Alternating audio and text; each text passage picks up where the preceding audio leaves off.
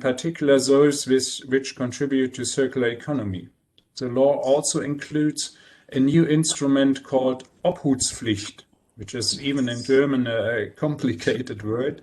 It's an obligation to take care of goods. Procurers, retailers, and selling platforms like Amazon and others are obliged to make use of functioning goods even when they are out of fashion or sent back by customers. They have to report on how they treated these goods and where they have gone. The aim is to get rid of common practice of burning these goods, which are out of fashion, in particular in the textile industry. Another piece of legislation is to promote more sustainable products and ensure an enhanced circular economy is the newly revised packaging law, Verpackungsgesetz, which was adopted in January this year. The revision of the law clarifies that every one-way plastic bottle and every metal can for drinks has a mandatory deposit of 25 euro cent. That shall provide competitive advantages for multi-use drinks. And there are other regulations which eliminate the use of single-use plastics, for example. If you look at the European level, the Green New Deal and the Circular Economy Action Plan with the Sustainable Product Initiative are very important regulations and very important initiatives to ensure circular economy on the European level. Resource efficiency, repairability, durability of goods, availability of spare parts, mandatory repair instructions are decided on the EU level. The first example of regulations in that regard is the proposal of a battery ordinance, which is negotiated in Brussels at the moment. The whole life cycle of batteries of different times is covered. Mandatory requirements reach from sourcing of material and design of batteries to treatment of exhausted batteries. The sustainable product policy initiative plays an essential role for making products fit for climate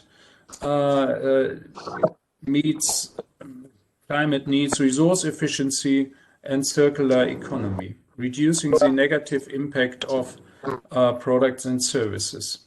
Minimum requirements ensure that products are energy and resource efficient, durable, and safe.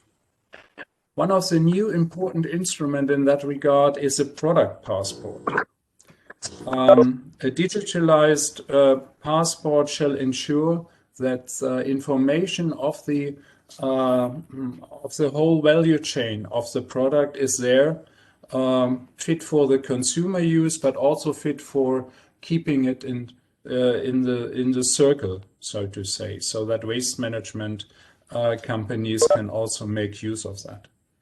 But not only these instruments are important, it's also important to change the mindset from throwaway mentality to save resources mentality, so to say.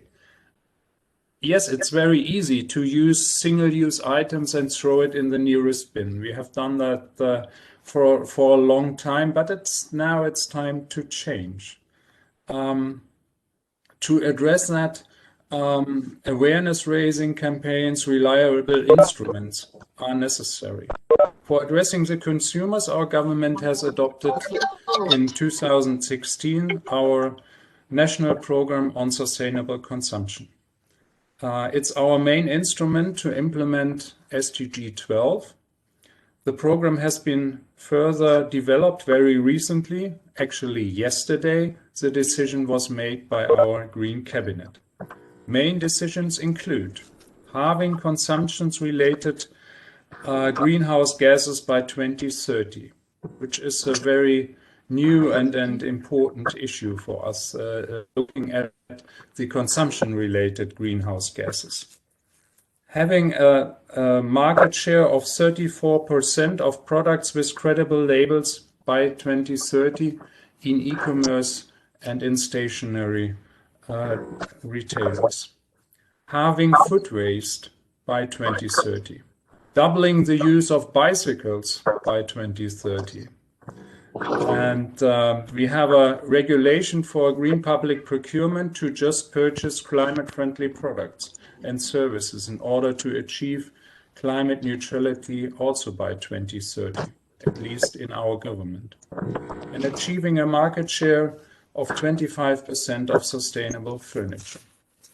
Instruments in that regard, we would like to use and increase the use are eco-labels and green public procurement.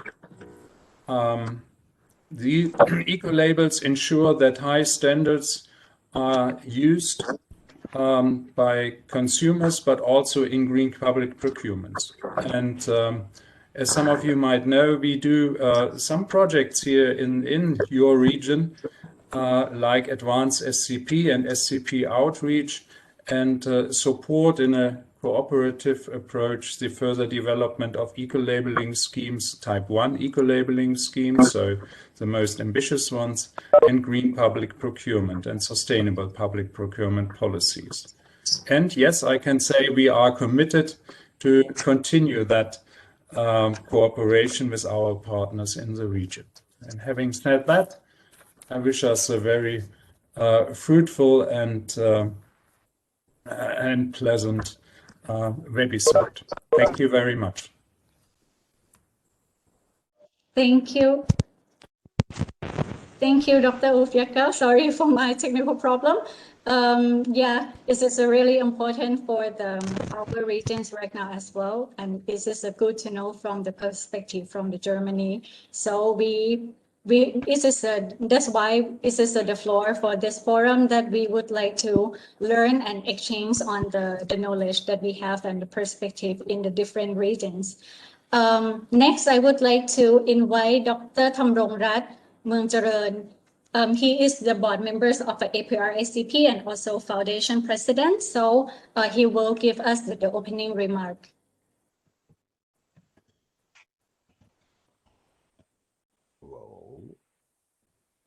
One moment, Ajahn.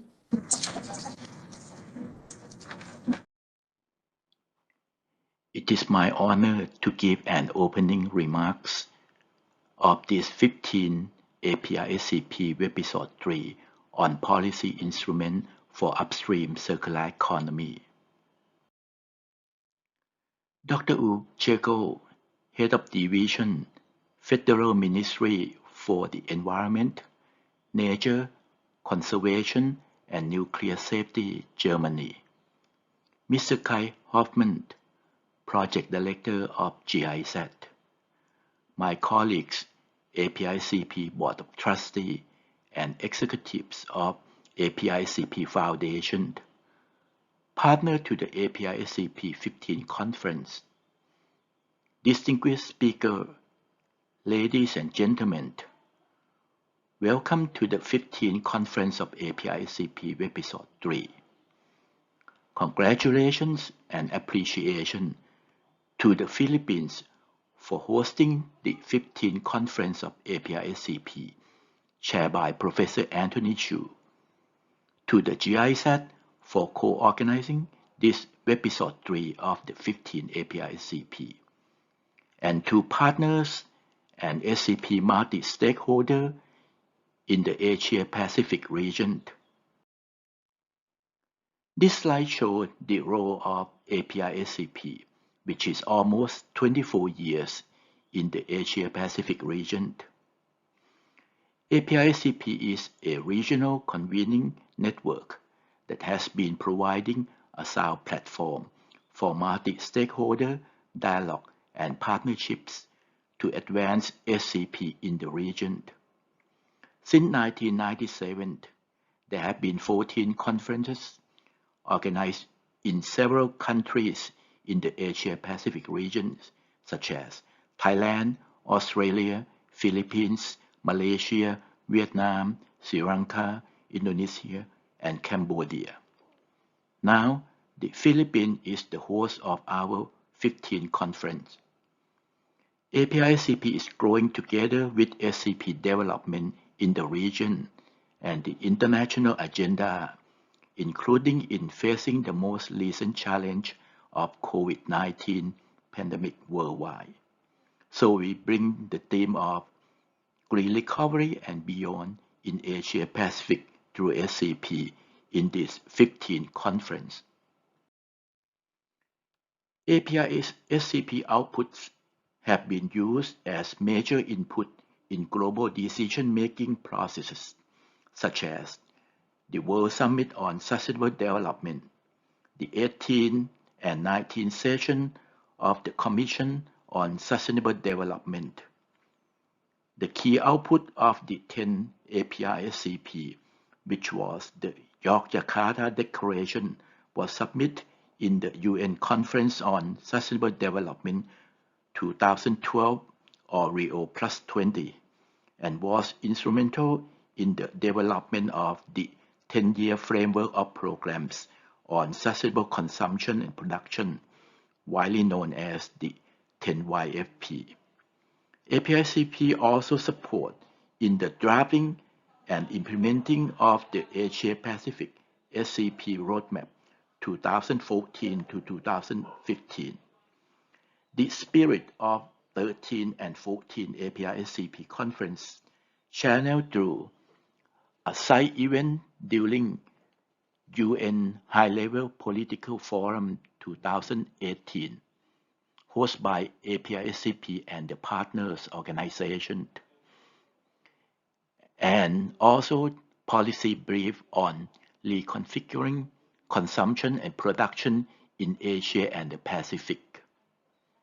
The UNEFO Resolution 1, Innovative Pathway to Achieve SCP, and promotion and strengthening of national SCP networks in Asia Pacific countries such as in Indonesia, Sri Lanka, and Thailand.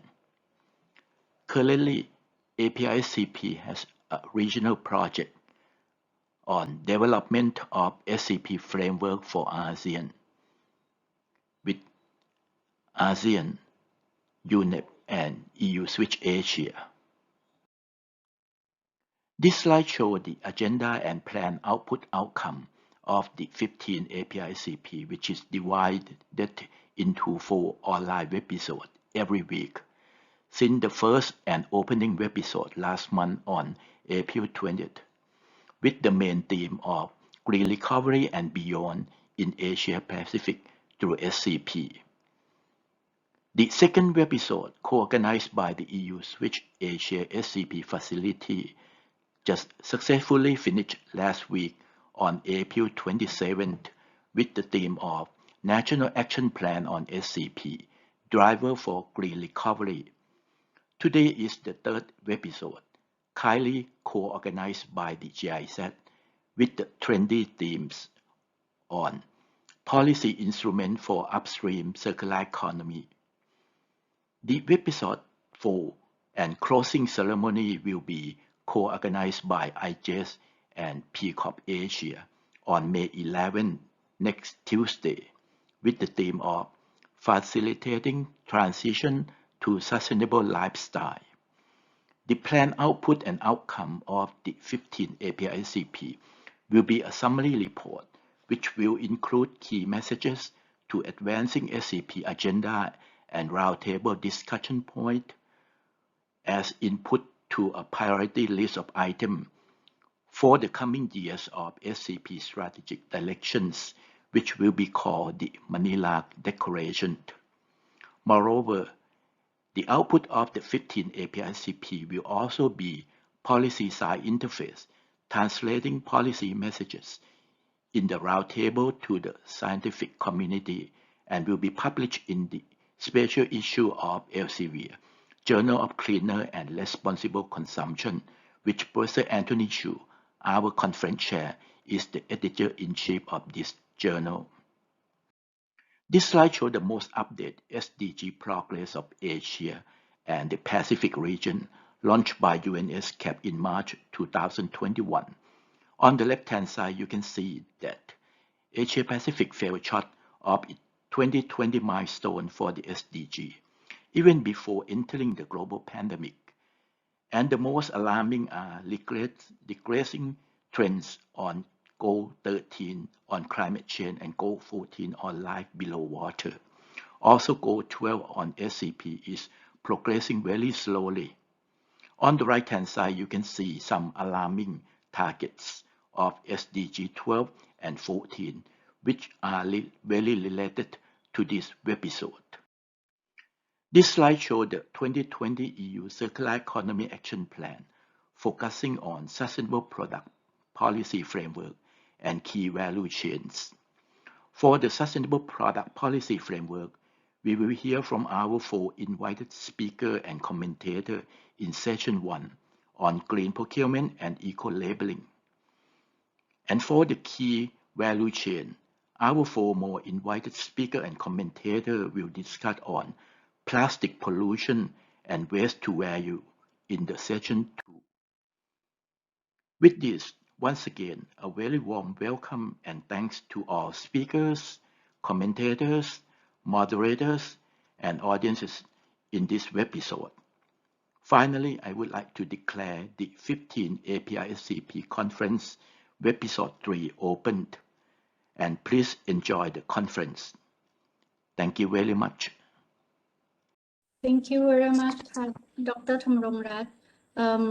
Is this time that I would like to go to. Okay, I would like to go to the next session of Mr. Kai Hoffman. He will be deliver us the keynote speech for our forum today. Good morning to Europe and good afternoon to Southeast Asia. My name is Kai Hoffman. I'm the head of sustainable consumption and production for GIZ in Southeast Asia. Welcome to the 15th Asian Pacific Roundtable for Sustainable Consumption and Production. In this webisode 3, we're going to look on policy instruments for upstream circular economy. I have structured my presentation in 2 parts. First, I'm going to talk a little bit about circular economy, especially upstream circular economy, and then about barriers to circular economy and policy instruments to overcome these. 45% of the greenhouse emissions are coming from consuming the goods that surrounds us every day. The key message here is that in the energy transition and the transport transition, we have largely found or discovered the technical solutions to overcome or to depart from a fossil fuel-based linear economy. Whereas in the material transition, the world is still searching for solutions. The core of the circular economy is maintaining the product's value as long as possible in the economy and to minimize waste generation. And this is done by designing a product as good as possible so that it can be maintained, it can be reused, that it can be refurbished, and ultimately it can be recycled. So the closer we are to the user and the longer we keep the value of a product to the user, the better it is for the environment. Circular economy offers businesses a raft of opportunities to reduce material costs, increase asset utilization, and respond to the changing demands of customers. This is quite important because we have to win the momentum. We need to keep up the positive agenda for circular economy and underlining the opportunities for businesses so that circular economy can really get traction. So what exactly is upstream circular economy? I think upstream circular economy is best illustrated by the waste hierarchy. Prevention, that means pre-consumption interventions, are the most important ones. When a product is not yet a waste, when it is designed, that's when you have the biggest chance to intervene for circular economy. Why upstream circular economy? Well, simply because it's by far the most low-hanging fruit to develop circular economy. I would like to illustrate you this on the example of the plastic economy. If we continue to consume plastic as we do nowadays, by 2040 we will have doubled the amount of plastic on the planet to almost 450 million metric tons per year. If we are serious about curbing this massive wave of plastic, we have to use a whole bunch of different policies. And this graphic illustrates one of the most powerful policies is when we start to eliminate and reuse the products that we are having on the market. Up to 30% of the solution in a plastic economy is actually coming from reducing. And this is more so because elimination and reuse are by far the most cost-effective instruments to curb the plastic pollution. It's by reduction that we can make the biggest impact. But allow me now to go to the key barriers to circular economy. And this is externalized costs. In our current society, costs for product development are the internal costs plus the profits. The internal cost is labor, material, and profit, of course, what the company's incentive to make these products. However, every company is externalizing costs, so-called hidden costs paid by the society. And this is the greenhouse gas emissions, the climate disaster, the pollution of our air, water, and land systems. And that comes with the secondary externalized costs, which is the health system deriving from the environmental pollution. The true price is a price that internalizes these externalities. And let's see what kind of policies we have to do so. This upstream policy, here on the left side, we're starting where we are currently. There's no financial internalization of costs. The externalities are not recognized or understood. So the first step is appreciation of the changing societal values and scientific knowledge. How do we do this? Well, mainly through awareness creation, risk analysis, and understanding it, and science. Only through science, only through understanding what climate change is actually doing and how much risk it poses to our society, we learn to understand what externalities we actually have to internalize. The second set of policies are voluntary internalization initiatives to mitigate cost and to do cost saving and to develop new sources of income. Eco-labeling and green public procurement are in the core of those policy mixes, and Dr. Jekyll has well outlined these in the previous speech.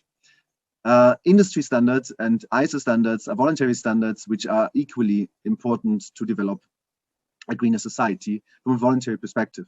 And last but not least, circular economy innovations. Circular economy innovations in the plastic would be, for example, new delivery models to refill bottles, for example. The next steps are so-called mandatory cost internalization policies for parts of the impact. This can be done through imposing taxes, fines, and mandatory mitigation mechanisms. One of the policies that we're currently introducing in Malaysia, Indonesia, and Thailand is eco-design, which is similar to minimum energy performance standards, a mandatory minimum design requirements for any kind of product. So, for example, in the case of the plastic economy, to ensure that a product can be recycled. So we phase out certain additives and we develop eco-design products from scratch. A very big debate in this is CO2 and resource tax, or in the European Union, emission trading. These big instruments are putting first time a price tag on emissions and on our resources. And I'm predicting that the next 10 to 15 years, we will talk a lot about resource taxation in circular economy. And last but not least, fines against black sheep have to be put forward as well. The last policy to internalize costs is straight out bans. For example, to phase out harmful chemicals out of cooling industry, or as Thailand did, to ban certain single-use plastic applications. A very powerful instrument which more and more we will have to do. The second barrier I would like to introduce you is the conflicting incentives in the linear economy. In a traditional relationship where there is a supplier on the one side and buyer on the other side, the quest of environmental efficiency of the product is not aligned. The incentives are not aligned. I would like to illustrate you how on the example of access to mobility. When we want access to mobility, we can buy a car, and this is the traditional model in a linear economy. We buy the car, we have to finance it, and of course also the depreciation of the car will be in will be borne by the buyer. Not only this, but also the garage fee when the car is not used, and the fuel, as well as the parking fees and so on, all the consumables, even the repair, is in the cost of the buyer who buys the car. You can have different alternatives to product service systems through car leasing, rental cars, car sharing, and the city car, all the way to the taxi. The taxi driver has a huge interest that the car is cheap to be bought, but it's also, he has a huge interest that it's very durable, that it lasts for a long time, that the repair costs are cheap and accessible, that the fuel consumption of the car is low because it's part of his cost center. And of course, he has a massive interest in using the car as much as possible so that it doesn't stand around, because that's basically his income. So you can see product service systems, and there are many out there, this is just an example, align the incentives in economy. And this is why for a circular economy, we will have to develop more and more of these sustainable product service systems. The last barrier is the most difficult one to understand. It's the cognitive dissonance. For this, I would like to play a game with you. Please close your eyes and listen to the following and tell me if you are agreeing with what I'm saying. Our consumer society and take, make, waste approach is destroying the living planet we all depend on. A caring and intelligent people, as we are, we don't destroy livelihoods and the health of fellow beings, nor of our future generations, of our kids. I'm a caring and intelligent person, so I care about the planet, and I do everything to save the planet. Now let's go to the second part. My grandmother lives on an island. I haven't seen her for a long time, especially now during the COVID times. The government announces a long weekend to stimulate tourism, which is important for our economy, with cheap flights to my grandmother's island. After all that lockdown suffering, I deserve to fly and to see her. Of course, we know on the one hand side that our value system tells us we have to preserve this planet. But on the other side, we have also needs, everyday needs, economical needs. And this cognitive dissonance is not only on an individual level, it's also on a government level. Our governments are responsible for creating jobs and decent jobs. And they are also responsible for providing us opportunities for our well-being, such as seeing our grandmother. However, on the other side, our governments are also responsible to preserve the planets within the environmental boundaries. And we can see that these are conflicting interests and create the cognitive dissonance that we have to suffer every day. The bad news is we can't get rid of this cognitive bias. The good news is the better we understand, the more often we can subvert them. The policy tools are all in the approach of awareness. Early childhood education is the most important because we know that values that are introduced at an early childhood level are much stronger than when they come in later. Societal awareness at large is very important, including nudging. And nudging means also offering sustainable alternatives. I give you an example here on the right side from our neighbors in Austria, where you can do food delivery, which is a very high impact business, with a good consciousness. It provides you the best food that you would like to have from your favorite restaurants, single-use plastic free, and also delivered by a bicycle courier. On the bottom here, you see the saved resources. So the app provides you a positive feedback that you have saved resources and that you have basically maintained your integrity to the values, to the environment. So these saved resources, this is an example on how the cognitive bias can be overcome by providing a very sustainable alternative. I thank you very much for listening to me, and I'm really looking forward to listen to our discussions that we have soon. Thank you. I saw that we also had some question about the presentation, so maybe let us allow to answer your questions later on when we had the open discussion session after this, because we still had the two speakers who will deliver other interesting topics. So right now, I would like to introduce Dr. Chayot. He will be the moderator for the session 1 on the green public procurement and eco-labeling as of a powerful instrument to drive the circular economy. So Dr. Shayot also be the board member of APR SCP. Dr. Shayot Kai, the floor is yours. Yes, good afternoon, good morning, everyone. Thank you very much, Kun Yim. Can you hear me? Okay. Hello. Yes, I hear you. Okay. I think the formal session has been already finished. That we are roundtable. Normally, when we try to design it, we will have some kind of the objective is to have informal exchange of information. So this is why when we have introduction, everything, Dr. Uf, Dr. Thabrongrat, and Kutkai also give us very important information about how why CE is important to save our planet. I think the next two sessions will be something to try to focus looking into it closely. So my session is session 1. We will looking at how green public procurement and eco-labeling as one of the powerful instruments to drive circular economy CE. We will have 2 presentations and we have 2 panelists and open the floor for you. So each presentation will take about 8 minutes and then we will have a panelist session. Okay, so this is how we will manage that. May I have the first topic? Could you can you share us the session 1 presentation?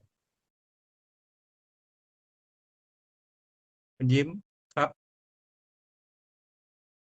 Yes, Dr. Shayot, sorry, I thought there is some technical problem here. I tried to fix it. Okay, then no problem.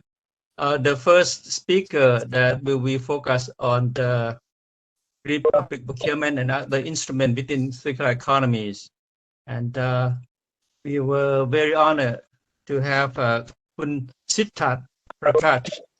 He is a senior researcher at Oko Institute in Germany. He has a very long profile, but I try to summarize this. He focused on analysis of policies and instruments for sustainable consumption in circular economies. His field of expertise are eco-design and eco-labeling and sustainable production and sustainable procurement policies.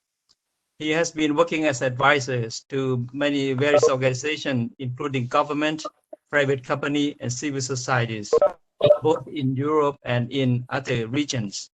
Kun Sid has been here in ASEAN for I think 6-7 years, and I met him, and that he has been working in the region. So I think what has been introduced by Dr. Uf and by Dr. Thabrongrat, and then we can go back to when they focus on sustainable public procurement and also eco-labeling. Then I think Kun Sid can share with us how that can apply in our region. One moment, I don't know why I try to share the screen one more time, but it doesn't work. One moment.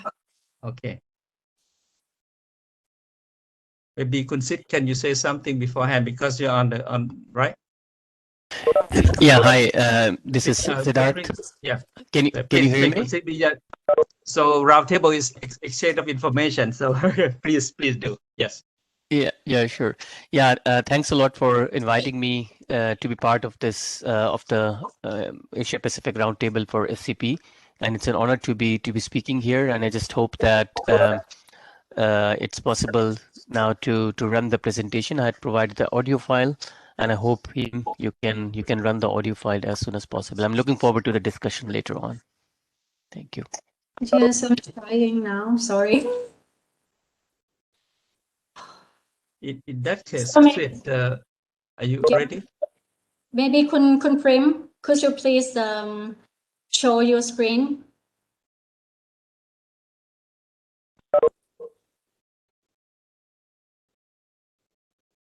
otherwise, Kunsit, can you share what's your scope of presentation in 8 minutes about? So at least give us thinking about it. Yeah, thank you. Just a second. So.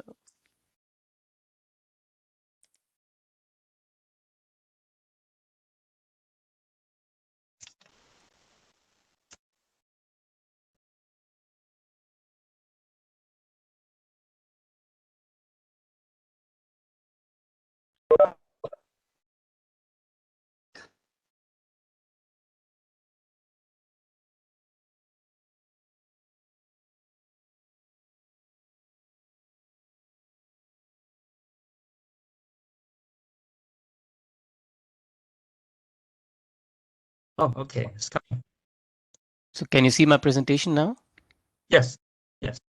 Thank you. Okay, great. Soyam, I'll just carry on with the presentation, and I hope I'll be able to, I'll be able to give the presentation in 8 minutes. It's a challenge, but I'll try again. I think the audio file, it worked quite well, but now the live presentation and a spontaneous one. Let's hope for the best. Okay, thank you. Please go. Okay. So what I would like to do is to give an overview of the policy instruments for upstreaming circular economy. So my focus would be on the EU product policy framework and especially green public procurement. And already Ulf Eckel in his opening speech has talked in detail about the instruments. So some of that would be familiar to you. So I'll just run through the presentation and maybe revisit some of the topics which were already mentioned in this earlier on today. Okay, thank you. Yeah. So let me talk about briefly about the EU strategy for promoting sustainable consumption and production. And many of you have probably heard of the European Green Deal, which was announced in 2019 by the President of the European Commission. So the idea is to reduce the greenhouse gas emissions in the EU by at least 55% by 2030 compared to 1990 levels and achieve climate neutrality in the EU by 2050. So what does that have to do with circular economy?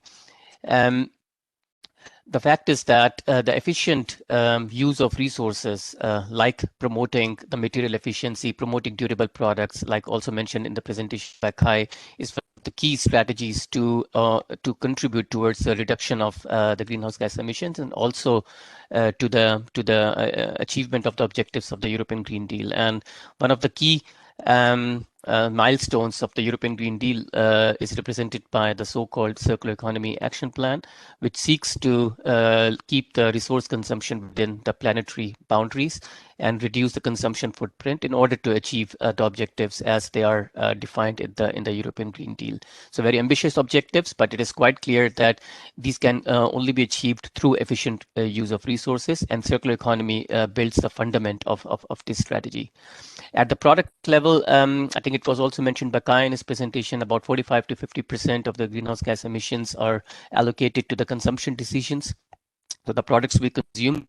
So the so-called sustainable product policy framework is one of the core areas of political policy intervention, and it has been defined as such in the EU Circular Economy Action Plan. So there, several sectors and value chains have been prioritized, where we know that the impact, environmental impact, the climate impact is really high, and the resource consumption is also very high. And there, the consumption of the resources, materials, emissions of the greenhouse gas emissions, greenhouse gases needs to be reduced substantially. So the sectors are, for example, electronics and ICT, packaging, plastics, constructions and buildings, food, water, etc. As you can see at the bottom of the screen, I have highlighted the aspect that public buyers play a key role within the sustainable policy framework, and this is, of course, within the framework of the green public procurement and sustainable public procurement. This graph shows the mix of instruments which is required in order to improve the environmental performance of products, and this is the EU product policy framework, and this product policy framework is of course now being applied and used in order to promote the circularity of products and in order to improve the material efficiency of products. So it's a mix of instruments, the so-called push and pull instruments, which seek to increase the share of sustainable products in the market. On the left-hand side, you have the eco-design, which means the mandatory minimum requirements which are put in place in order to cut out the least sustainable products out of the market. So the target is to, let's say, to focus on the worst performing products, about 20% of the worst performing products in the market, and they are then forbidden to enter the EU market or sold there. On the right-hand side, you have the voluntary instruments like the green public procurement and the eco-labels, and there will be a presentation on eco-labels later on. And these instruments are target, let's say, the best performing products in the market. So let's say the top performers in terms of environmental performance. And the idea is to support innovations with these voluntary instruments, support companies which are bringing in climate friendly and environmentally products in the market. And possibly those products may not be competitive when compared to conventional products. And there again, linking this topic to the point raised by Kai in his presentation on external costs and internal costs. So with the help of these instruments, GPP and Ecolabel, the incentives are set in order to, let's say, in order to promote better performing products in the market and make them more competitive by reaching, for example, higher market share. So these are the so-called pull instruments. The Sustainable Product Initiative, I think it was also mentioned earlier on by Ulf-Ekkel. It's an initiative, and it is supposed to be adopted at the in the latter part of this year by the European Commission. And there it has been realized that although these lots of initiatives at the product level and at the sectoral level exist in the EU, they still only partly addressed the sustainability aspects of products. For example, the Eco-Design Directive, which is now being implemented in the past, mostly concentrated, focused on energy efficiency of the products and not on material efficiency. Now it is changing, but still it is known that the product-related externalities are not yet fully internalized. So there is the Sustainable Product Initiative of the European Commission seeks to reduce the overall life cycle climate and environmental footprint of the products. For example, by achieving longer product lifetimes, by letting only durable and repairable products into the market, increasing the recycling rates. So overall, developing strategies in order to reduce the waste and material consumption.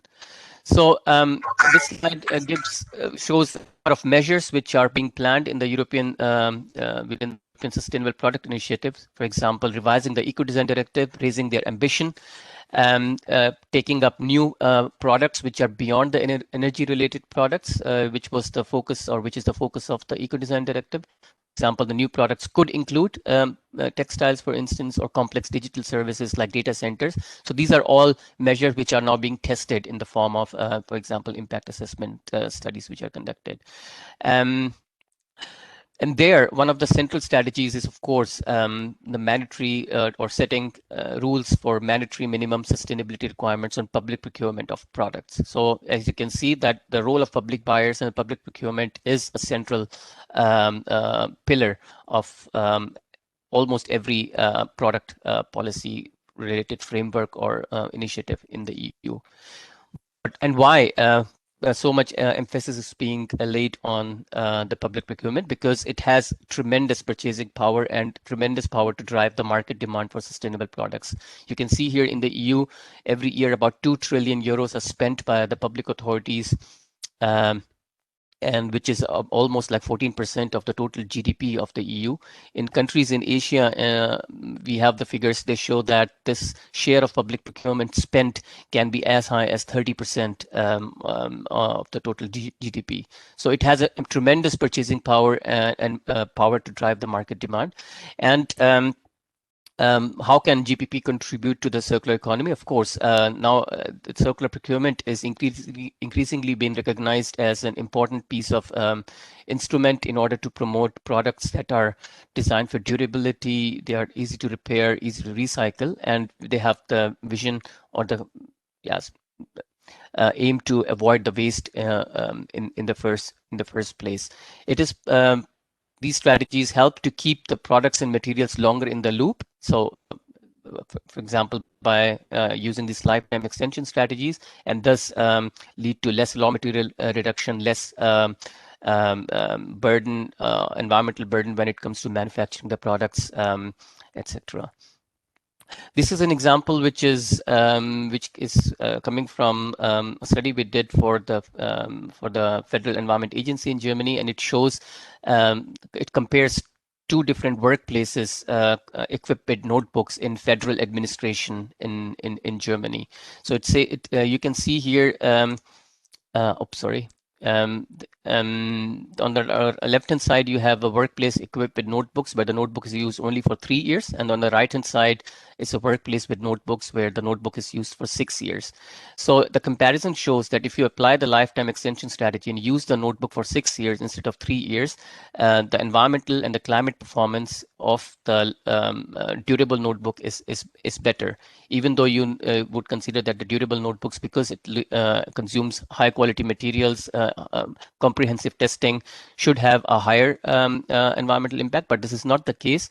Even though the manufacturing burden per product could be higher for durable products, we know that if products are replaced often, and this is the case here, we observed a period of about 10 years. We know that if the products are replaced often, then the total environmental burden of the products increases, because the manufacturing phase, the production phase of the notebooks, of the electronic devices, has the highest environmental share. So the more the products are purchased and consumed, the higher is the total environmental burden. This example shows that if the public authorities at the federal level in Germany increase the usage time of the notebooks to 6 years instead of 3 years, and 1/3 of all workplaces are equipped with notebooks, there are tremendous greenhouse gas emission savings, so 71,000 tons, and actually it translates into cost savings of about 95 million euros. Another example also mentioned by Kai in his presentation is about using the green public procurement in order to promote reusable packaging, and discourage single-use packaging.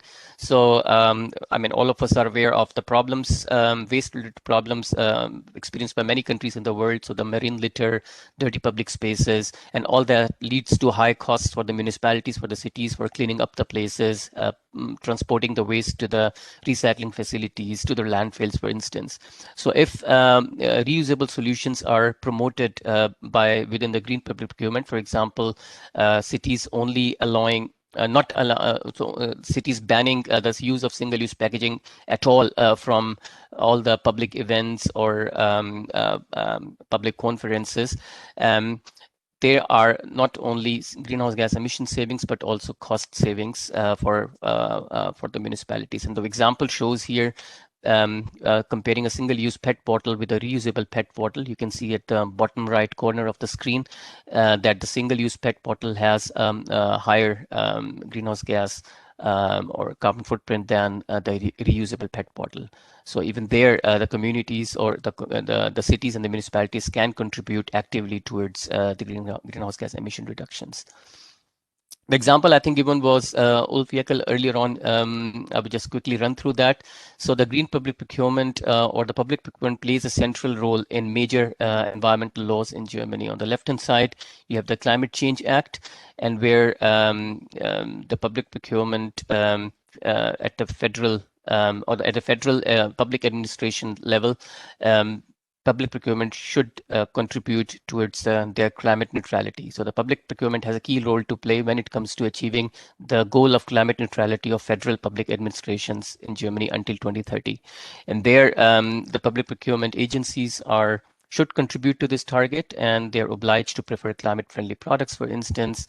And the important thing is also when it comes to internalizing partly the external cost, it is possible to consider the life cycle costs, total life cycle costs of the products and the economic cost of climate change. So there is no requirement to go for the cheapest products, which might not be the best environmental alternatives, but consider the all life cycle costs in order to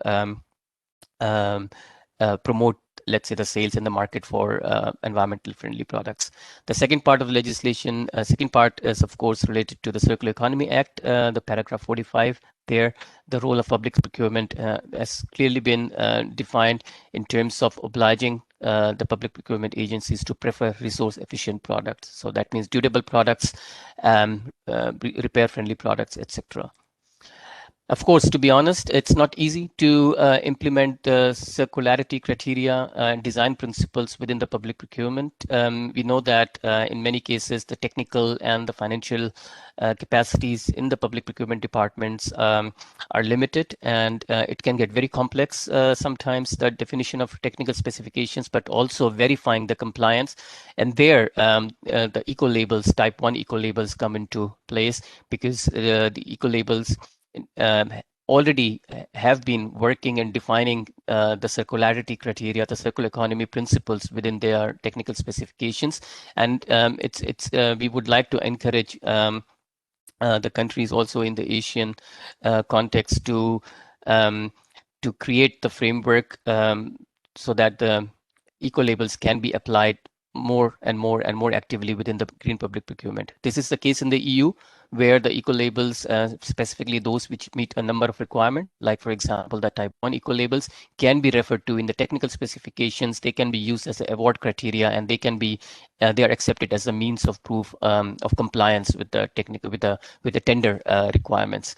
And also in the Asian context, South Korea is a good example, where the Act on Encouragement of Purchase of Green Products was passed. I think it was in 2005, where the state agencies can or should purchase green products and service for which the eco-label criteria exist. And they're the Korean eco-label and the good recycled mark. So it is possible, and it is required that that a policy framework is developed accordingly, so that the eco-labels can directly be implemented within the green public procurement, in order to reduce the let's say the burden of developing the criteria and compliance.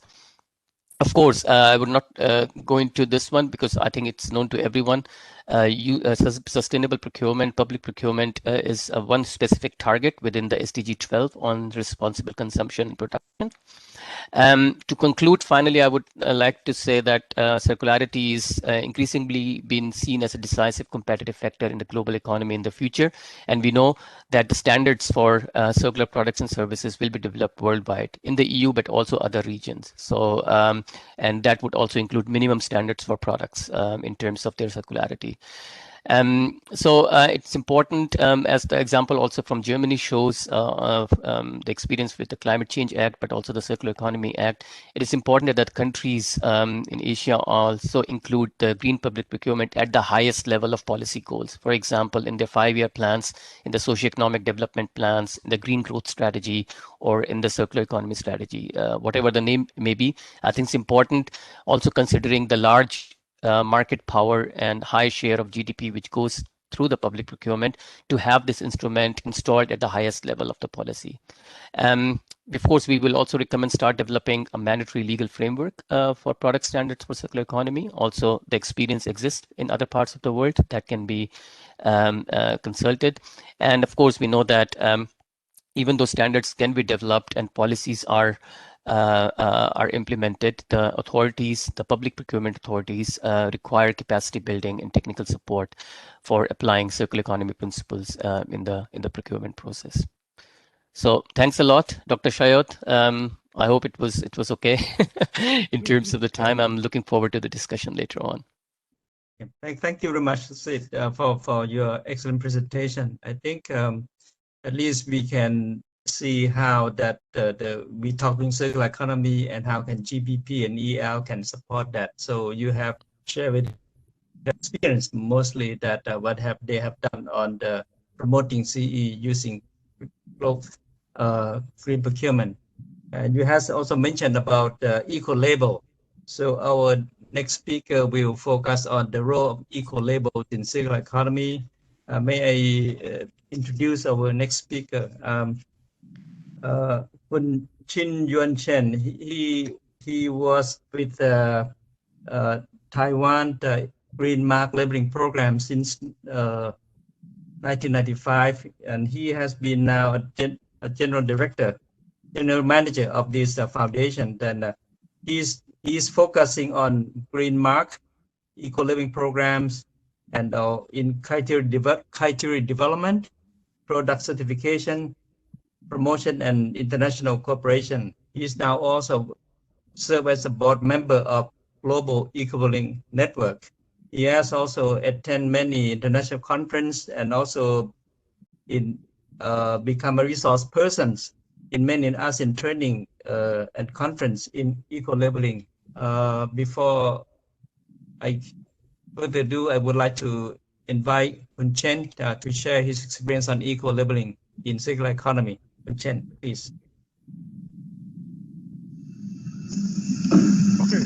Ladies and gentlemen, this is Qin Chen from Taiwan, and I'm going to make a brief report about the role of eco-labels in circular procurement. Okay, talking about circular procurement, first we need to talk about circular economy.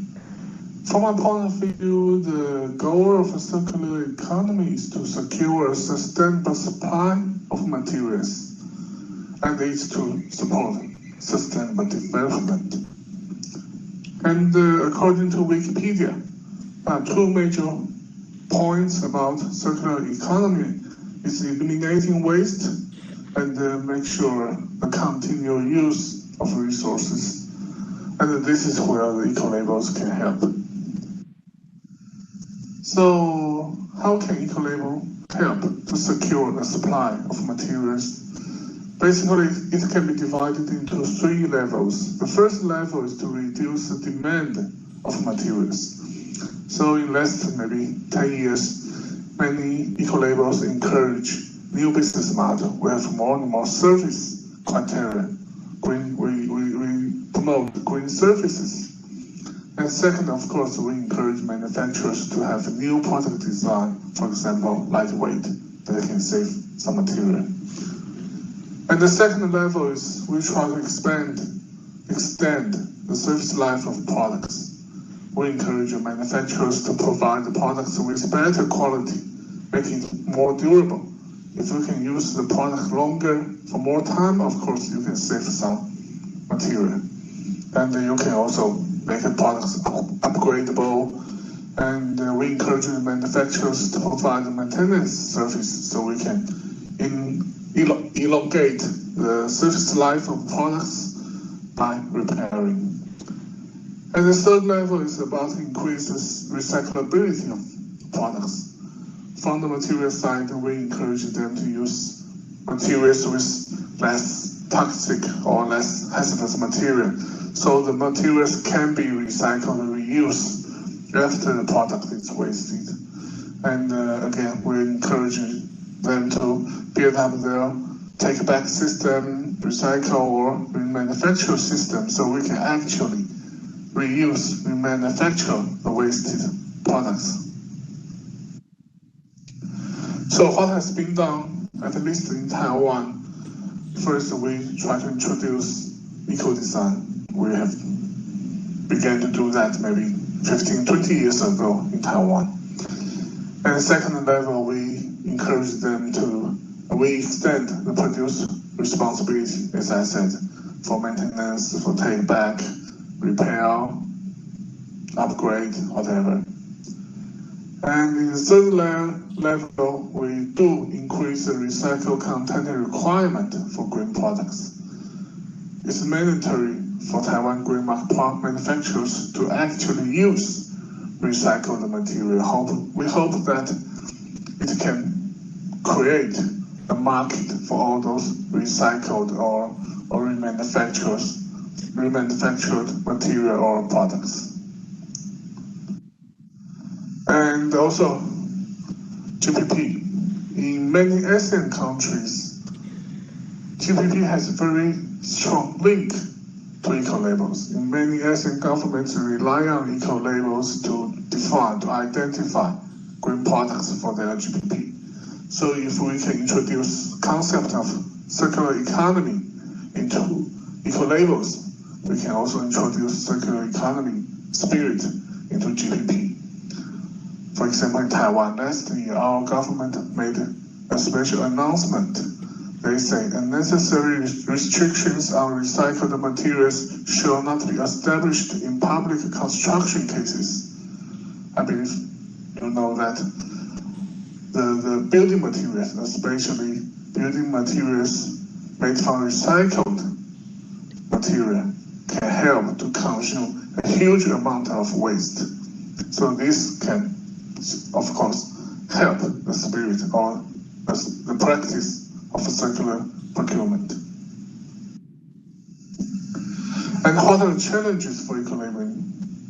First, competition. There are so many different eco-labels. Some are good, but some maybe not so good. But this is, so many eco-labelings is a huge confusing thing for consumers. It's very confusing for consumers, for buyers, even for manufacturers, brand owners. So too many eco-label is a huge problem. And greenwashing. Greenwashing can significantly diminish the efforts we make. So I believe this is another problem everywhere in the world. And yes, high cost. However, the high quality certification and verification does take high cost. So the credible eco-labels it's very difficult for them to be cheap. But the manufacturers, they're always concerned about cost while they choose which eco-label to cooperate with. So for all those credible eco-labels, we must try to reduce our cost, certification cost, application cost. And another challenge is that now people want not only green public procurement, they want sustainable public procurement. But many of our eco-labels, we still focus on green, focus on environmental issues only. That's another challenge. So what can we do? How can we deal with those challenges? First, well, I'm from Type 1 eco-label, and I do believe that most of the Type 1 eco-labels are credible, so we need to try to demonstrate the superiority of Type 1 eco-labels. So we encourage consumers, manufacturers to choose the credible ones, the good eco-labels. And second, we encourage the buyers, the consumers to look close, to have a good look at the green product you buy. Is it real green or it's wash green? So that's what GEN, the Global Eco-Labeling Network, is trying to do. We encourage the manufacturers to look closer.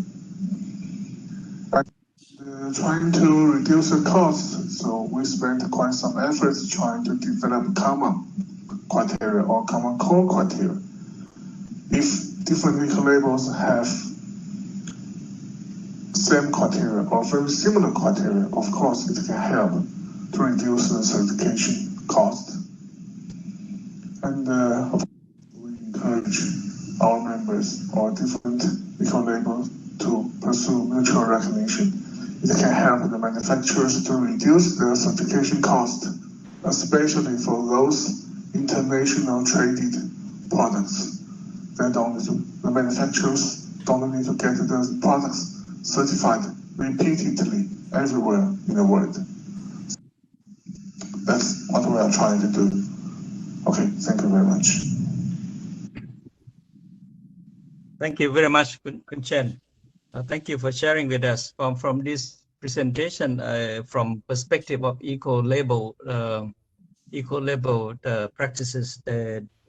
How can they promote CE? So you have shared with us how can they promote, what are the challenges, issue, and also the new direction that can work together to promote that.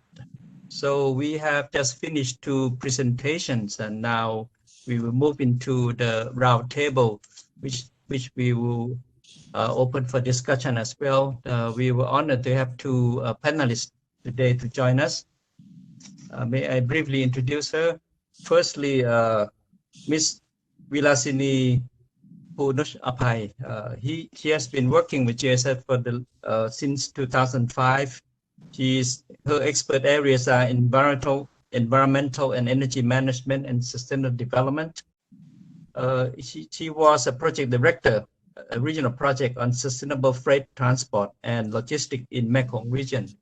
She is currently the co-director of SCP Outreach in Asia, the next 5 countries, which will support the development, implementation of eco-labeling and SCP.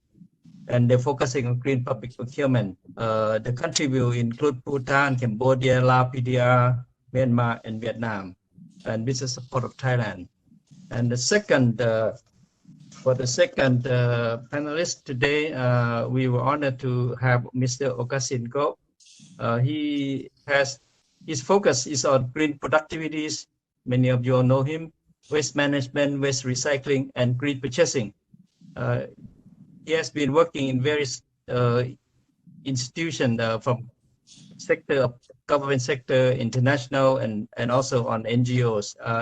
He was with the EPO as the director of an environmental department for a few years, and currently he is Secretary General for Green Purchasing Network in Malaysia, and also council member of International Green Purchasing Network. And so, without further ado, I would like to welcome both of you to the panel. And we have agreed that this is open discussion, but we would like to have these panelists to feedback with us. We have also discussed, we have three key questions that we would like to address for this round table. What are the current status of GPP and eco-labeling in Asia Pacific region? How can GPP and eco-labeling support CE at the regional level? Thirdly, suggestion and recommendation to upstream CE by GPP and eco-labeling and others tools. Because our session is try to how can we use these existing tools and policy to even move further on the CE in Asia Pacific region. So the floor is yours now. First, I would like to invite Kun Vilasini, Kun Pla first. Kun Pla, the floor is yours.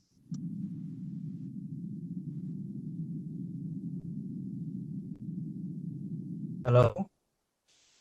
Yes, sorry, I just unmute the microphone. I think go to the first question first, right?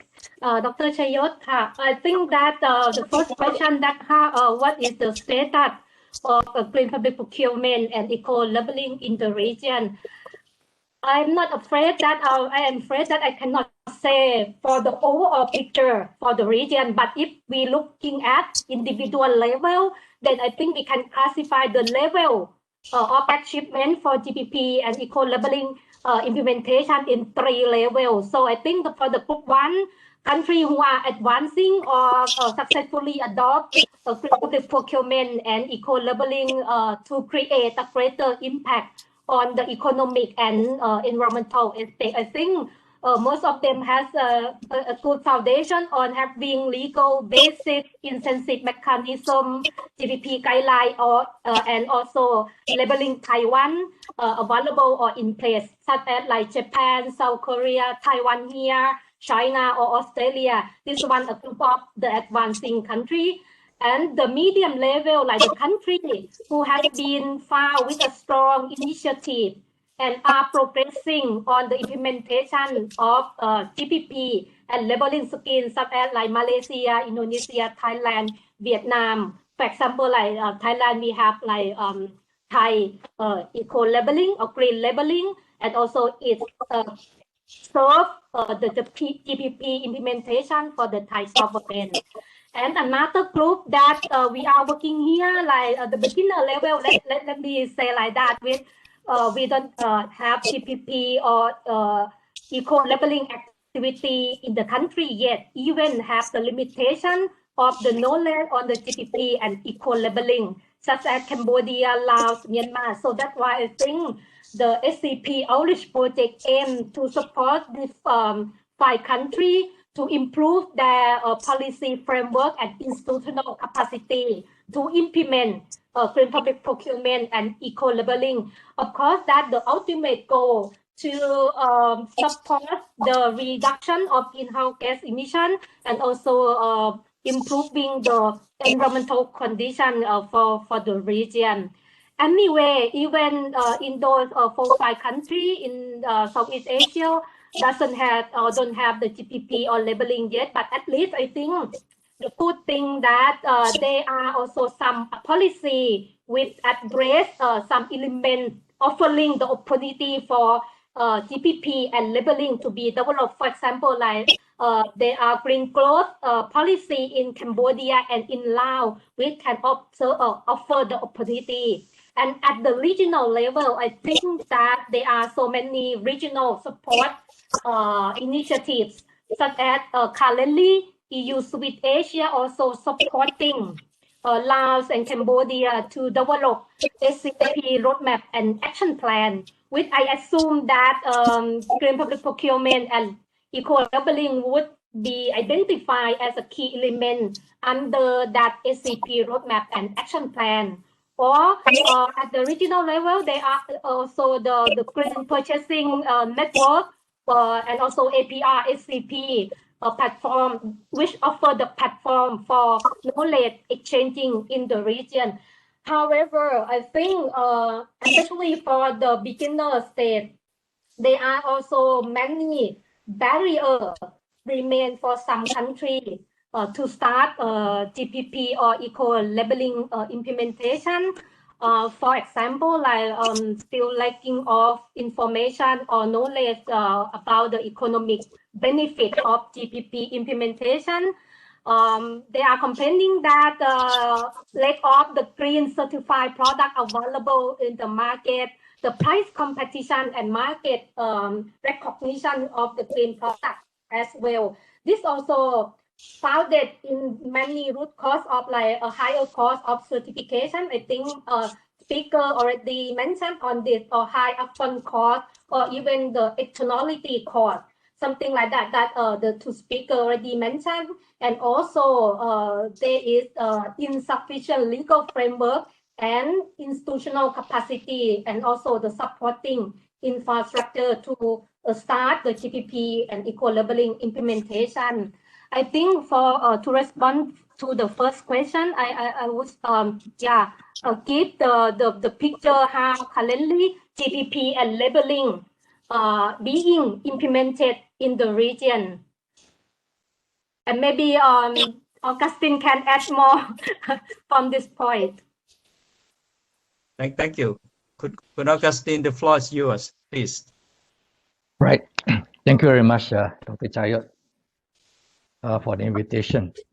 I think we are at the current stage whereby the GPP ecosystem is quite established, actually. And also, we have a very diverse advantages in green purchasing implementation. Eco-labels are in the marketplace. We have the private sectors, the business sector, and the public sectors are all involved in the implementation of GPP. At the same time, the targets of all these sectors are in the different stages. They are in the awareness raising. We are also in the public policy. We are also in the purchasing implementation stage, and a lot of technical development. Actually, this was the finding done by IGPN in the latest publication on landscape of practice to achieve SCP that shows that the ecosystem is there. But at the same time, there are many concerns as shared by the two speakers actually. While it is well established to a large extent, but there are very small number of green eco-label alternatives for the public. Confidence level is not that great. As Mr. Chang said, greenwashing is evident and a very big concern. Everybody wants to go green with all kinds of claims. And eco-labels, goods and the services are very costly. It's always priced differently, actually. So this is where the problems that we have now. At the same time, manufacturers are willingness to have their product certified. They are worried about the cost. They are worried about product criteria. They're also worried about availability and cost of testing and laboratories required to do their compliance. So there is, in the same sense, while the structure is there, but it's not moving as fast as we would like to. So I would rather say that we are in the right time now to go into circular economy. I believe that the circular economy is more an answer now to many of the issues that we have raised. I would like to keep that to the next discussion, but for the time being, I would like to say that we are able now to move into this next round of circular economy.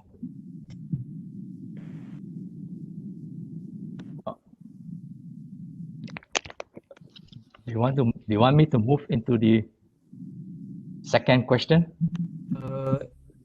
Can you do second and third, because we don't have time. Okay, just second and third. And before you do that, I have a question from the floor. At least I like to share with you, and so I will invite speaker to share with us later on. Sid, there is a question from the chat that how can we apply EU Green Deal in ASEAN Asia Pacific region? And secondly, they observe why private sector are not engaged in CE that much. I would like you to think about that, and I invite you to share with us later on. I'd like to go back to Augustine now. Okay. Second and third question, please. I'd like to look into what Mr. Chang has said about government setting the guidelines. I remember going to Taiwan, whereby the Public Construction Commission talking about use of building materials. It is an integration between construction materials and the steel mills. So the waste of two different sources of industries are being utilized for construction. And I think construction is a very important aspect of CE. Malaysia has the Green Building Index, or in the American they have the LEEDs program, and construction building. Green Building Index is a very strong project here that I would rather say will have a very strong incentive for developers to actually participate, because there are tax incentives given to developers. At the same time, SID talks about mandatory requirements. I believe mandatory requirements are very important. They are actually a very strong pull to getting industries move into the right direction. Currently, I'm working on one renewable energy project whereby there are mandatory requirements from Korea, from Japan, to reduce coal and to change it into renewable energy. I remember Korean's number is 10% reduction by 2020, and that translates into 10 million tons of renewable energy in terms of biomass. And actually that has actually started a lot of industries to move into that sector. But saying all that thing, the issues of looking into waste in the circular economy, I believe the ecosystem has to be properly set up. You can do a lot of recycling for plastics. You can do a recycling for food waste, but the final destination, the final processing plants are not there, not strong. For example, of course, Thailand has very strong plastic recycling, which I do work with Wong Panet, and they have an outlet for plastics, and they can actually create a good system of recycling. But in the place that I am, Malaysia, we don't have very strong recycling industries. Many are collectors and not moving into the upstream industries, basically. Okay. So GPP or eco labels will be a very strong part to actually look into the recycling part. Korea have the recycling marks, which they are developing, which I think is a very good time to actually add into the circular economy actually. Okay. So infrastructure is important. Ecosystem is very important before we push into the circular economy. And lastly, how would the community benefit from circular economy? I remember when I first landed in Japan in 1996, Professor Yamamoto told me about circular economy. He used the term Junkan. It's a Japanese circular economy. And I visited some of the circular cities in Japan, in Nagai cities, and I was quite amazed at the amount of linkages between producers and communities. And I would believe that circular economy should also involve this community, and they should benefit from whatever waste or whatever resources that are available. I'll stop there. Thank you. Okay.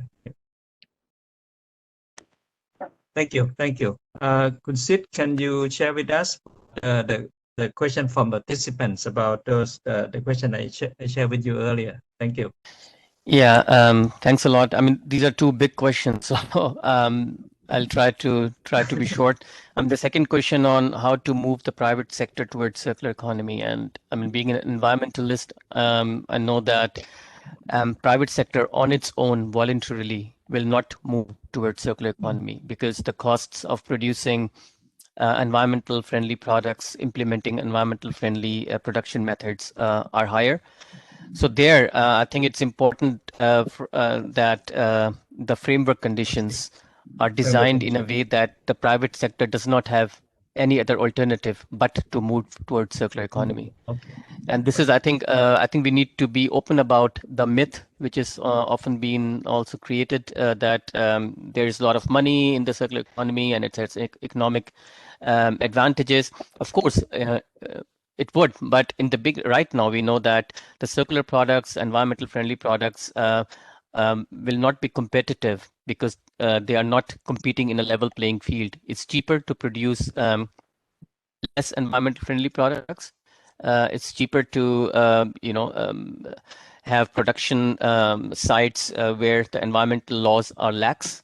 So the companies and the private sector would rather, in terms of increasing the value or the profits, would operate in a way to avoid, let's say, increasing the costs, and that's the competitive advantage. So in the nutshell, I think it's important that the framework conditions are set in a way that the private sector has no other alternative but to move towards the circular economy. Okay. And there, I think the GPP, I mean, as a very strong tool, coming to the topic of this conference, is an incentive where if you include the criteria specifications for circularity of products in the technical specifications and exclude resource hungry products from the procurement processes, then the private sector will move as well, because then the possibility to earn profits and money linked with the green public procurement will drive them towards better production methods, etc.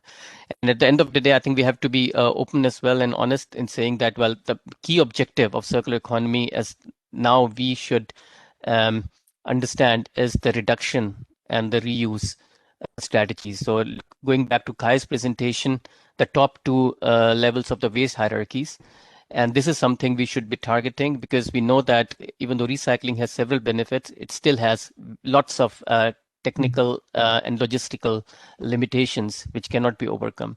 So it is a part of the solution, definitely, but we know that we will not be able to recover all the resources which flow into the product only with recycling. So reduction and reuse should be the main objective which we should try to follow. So the first question on the Green Deal, the European Green Deal, it comes from the topmost level of the policy making in the EU. It comes from the European Commission, and I think I mentioned that in my presentation as well. It's important to implement or to include instruments like green public procurement, but also circular economy at the highest political level. So, for example, we know that ambition levels of many countries in Asia when it comes to the national determined contributions are still very low.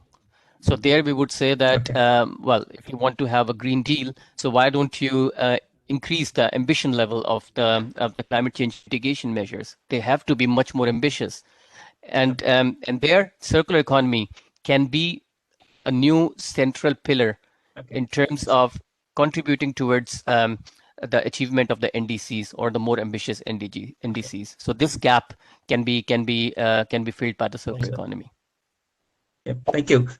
Chen, may I come back to you? There's a lot of discussion about eco-design in terms of eco-design and also extended producer responsibility. So they are also talking about how can they integrate this CE in criteria into eco-label criteria. What are your experience on that? How do you see that happen? Because they always refer to try to integrate into existing eco-label. Since you are in the field, that can you share your experience with us about this issue? Thank you, Chen. Okay, thank you, Dr. Chayo. Well, especially for the private sector, I think just like the second question of Mr. Parkish, why we need to think about why the private sector or say the enterprises seems not so interested in circular economy, because it does have some strong influence in their profit. I think we must admit that the private enterprises, they do need profit to survive. However, circular economy does have some impact on their profit. For example, we encourage them to provide more spare parts. We encourage them to sell less new products, but offer more upgrade or maintenance service. But this do influence their profit. So maybe we need to think about this for them. And yes, the same situation also happens in the eco-design. We encourage them to make more durable products, but of course, they can sell less and less new products. And well, I think we need to also think about this for them, because they are the ones who need to revise or to make green products. If we can get their cooperation, nothing will happen. And about the GPP and the circular procurement. In fact, 2 months ago in Taiwan, we have some strong discussion with other environmental protection groups. Some of them think we need to develop a new circular procurement system. Otherwise, we can't focus or emphasize enough on circular economy. However, I still think we need to also think for the procurement staff, for the purchasing officers in Taiwan. It's very difficult for them to practice GPP already. If we build another separate circular procurement system, it will double the workload for those procurers. So I still suggest that we just integrate or we just introduce the spirit of circular economy to existing eco-label or any other labeling systems. So we don't need a separate circular procurement system. We can introduce the circular economy into our existing GPP or SPP system. That's my suggestion. Thank you. Okay, thank you very much. Kun Vilasini, you have anything to add on to this discussion? Just to complement to this presentation, I think that of course that to adopt a circular economy or pursuing circular economy opportunity is required many policy interventions. Of course, that mandatory or regulatory framework would be important, set a clear target, and also what you call the identify the circularity aspect into the criteria or standard. But of course, I think that main thing involving the private sector and other stakeholders would be properly held in leveraging the CE opportunity. For example, that the policy maker can offer the platform for exchanging the knowledge, because currently in this region, let's say that CE concept is still not widely comprehensive known, and how and its application. So I think that even we have the regulatory framework, but I think on the ground, how we regulate the implementation, I think the involvement of the private sector and also the policy intervention can offer the opportunity, like creating, for example, tangible example, like of course, industrial symbiosis could be like, okay, one platform that the system that allows a waste or byproduct from one industry to become the new material for other industry, and also create the private partnership cooperation. It can be a kind of R&D cluster. It's many things, because I think that CE at the starting point also require an innovative idea and product, how we can integrate circularity criteria into our standard. So we have to be innovative. That I think that in the region it still needs the R&D and the working between a business and academic institution. I think a network of diverse organizations can foster eco-innovation, and also I think can create the profitable transaction and improve business and technical processes. I think that the government also can what you call provide that kind of platform for for the private sector side. Thank you. Good Augustine. Can I have you to share with us? You also, from your CV, you also looking after green procurement certificate program from Malaysia and also IGPN. Can you share with us what are the status? How can they help to to move it GPP and CE and EL forward? Maybe this is something that, as Kun Vilasini said, capacity building, understanding is a key issue under this new concept. Can you share with us what are you doing now? Yes, thank you. Thank you very much. I think the awareness level is very important. The awareness levels are different in the different regions as far as CE is concerned. I'd like to say this thing first, because when somebody has a good awareness on environment or circular economy, it's quite easy to actually get the private sector to implement it, because there are also concerns in terms of implementation from funding source. I've seen one funders for a project that insists on having a green building or factory built before the funds can be given. So I think there are many elements that can be brought in. And as far as certification is concerned, we know that a lot of procurement officers are not so aware of the environmental aspects when they do the procurement. So the IGPN has decided to do the green procurer certification for personnel that is involved in the green purchasing. So Malaysia is set as the second secretariat to look into this procurement. We were supposed to have started this sometime last year, but because of the COVID, we have not moved. Currently, we are working with the purchasing association to now work with various purchasers to look into green procurers. For example, from the industries, actually, plantations, palm plantations, they are interested to look at getting their officers to be a certified green procurer. So we are at that level right now. I think we can only move much faster next year, actually. Thank Okay. you. Thank you. Okay. Because, okay, we are now running out of time. Sid and Chen and Kun Vilasini, you have 1 minute if you key message if you would like to share with us. Yes. Kun Sid, do you have anything to add on? One minute message. Yeah. No, nothing to add on. I would just like to say thanks a lot for this great discussion, and let's keep on discussing on the topic of circular economy. Yeah. Thank you. Kun Chen, any more?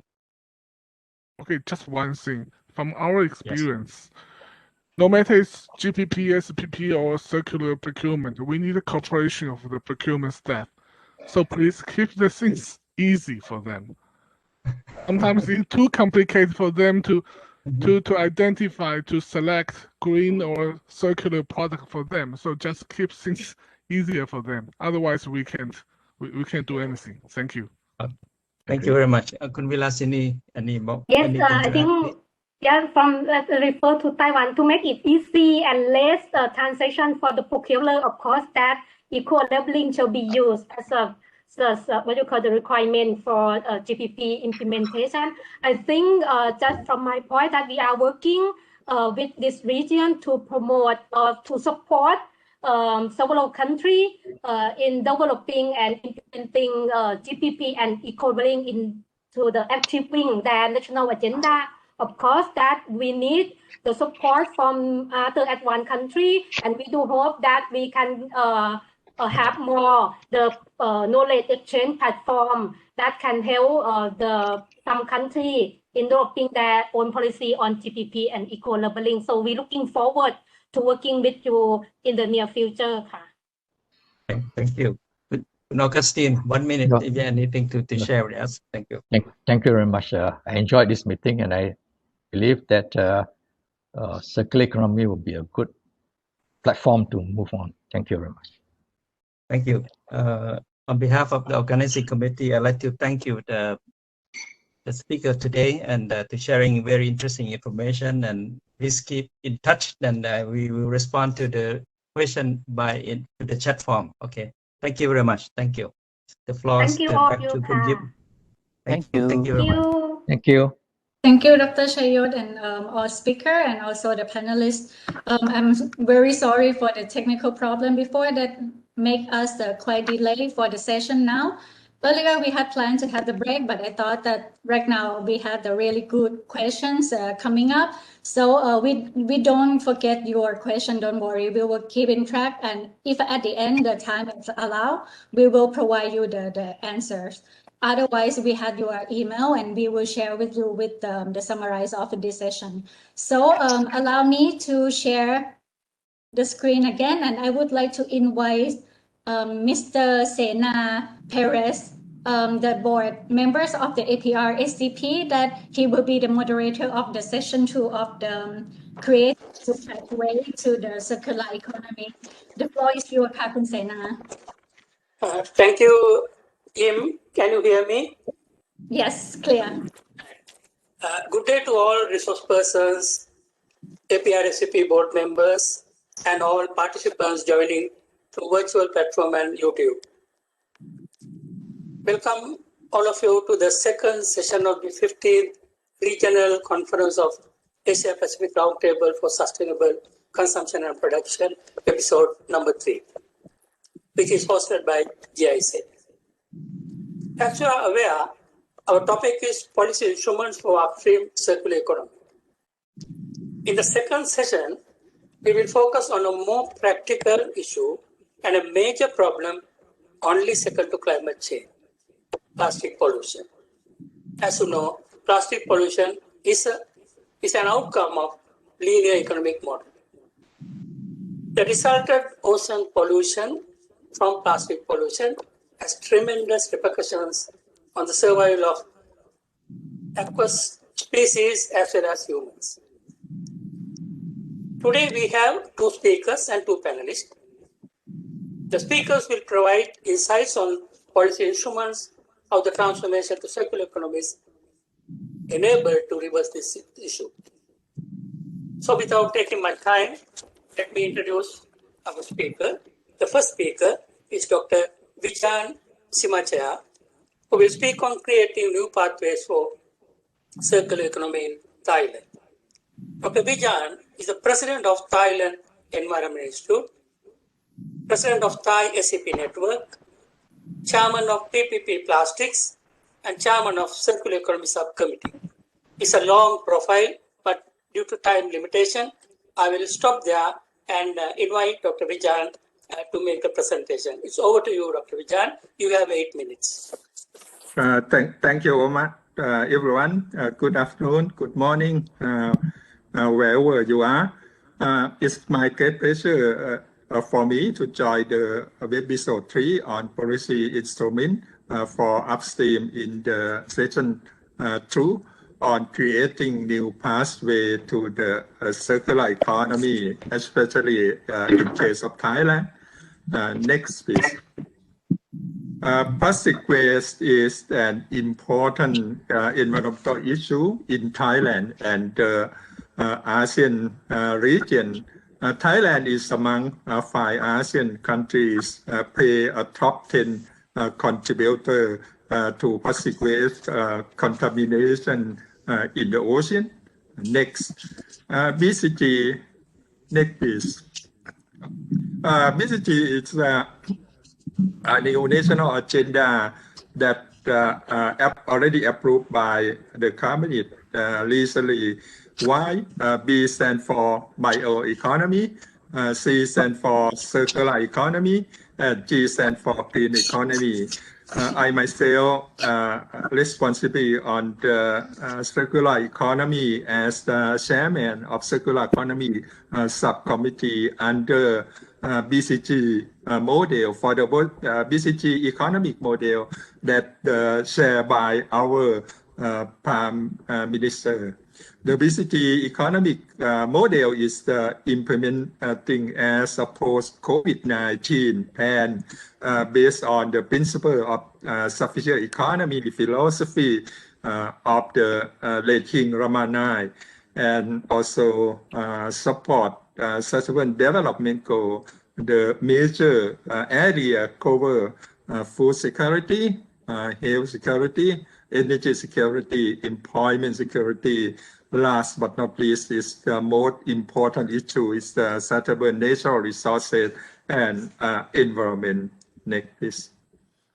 The country will move from an unstable linear economy to a more sustainable circular economy with transfer from take, mass, dispose of linear economy to make use return of circular economy model, as you can see at the slide.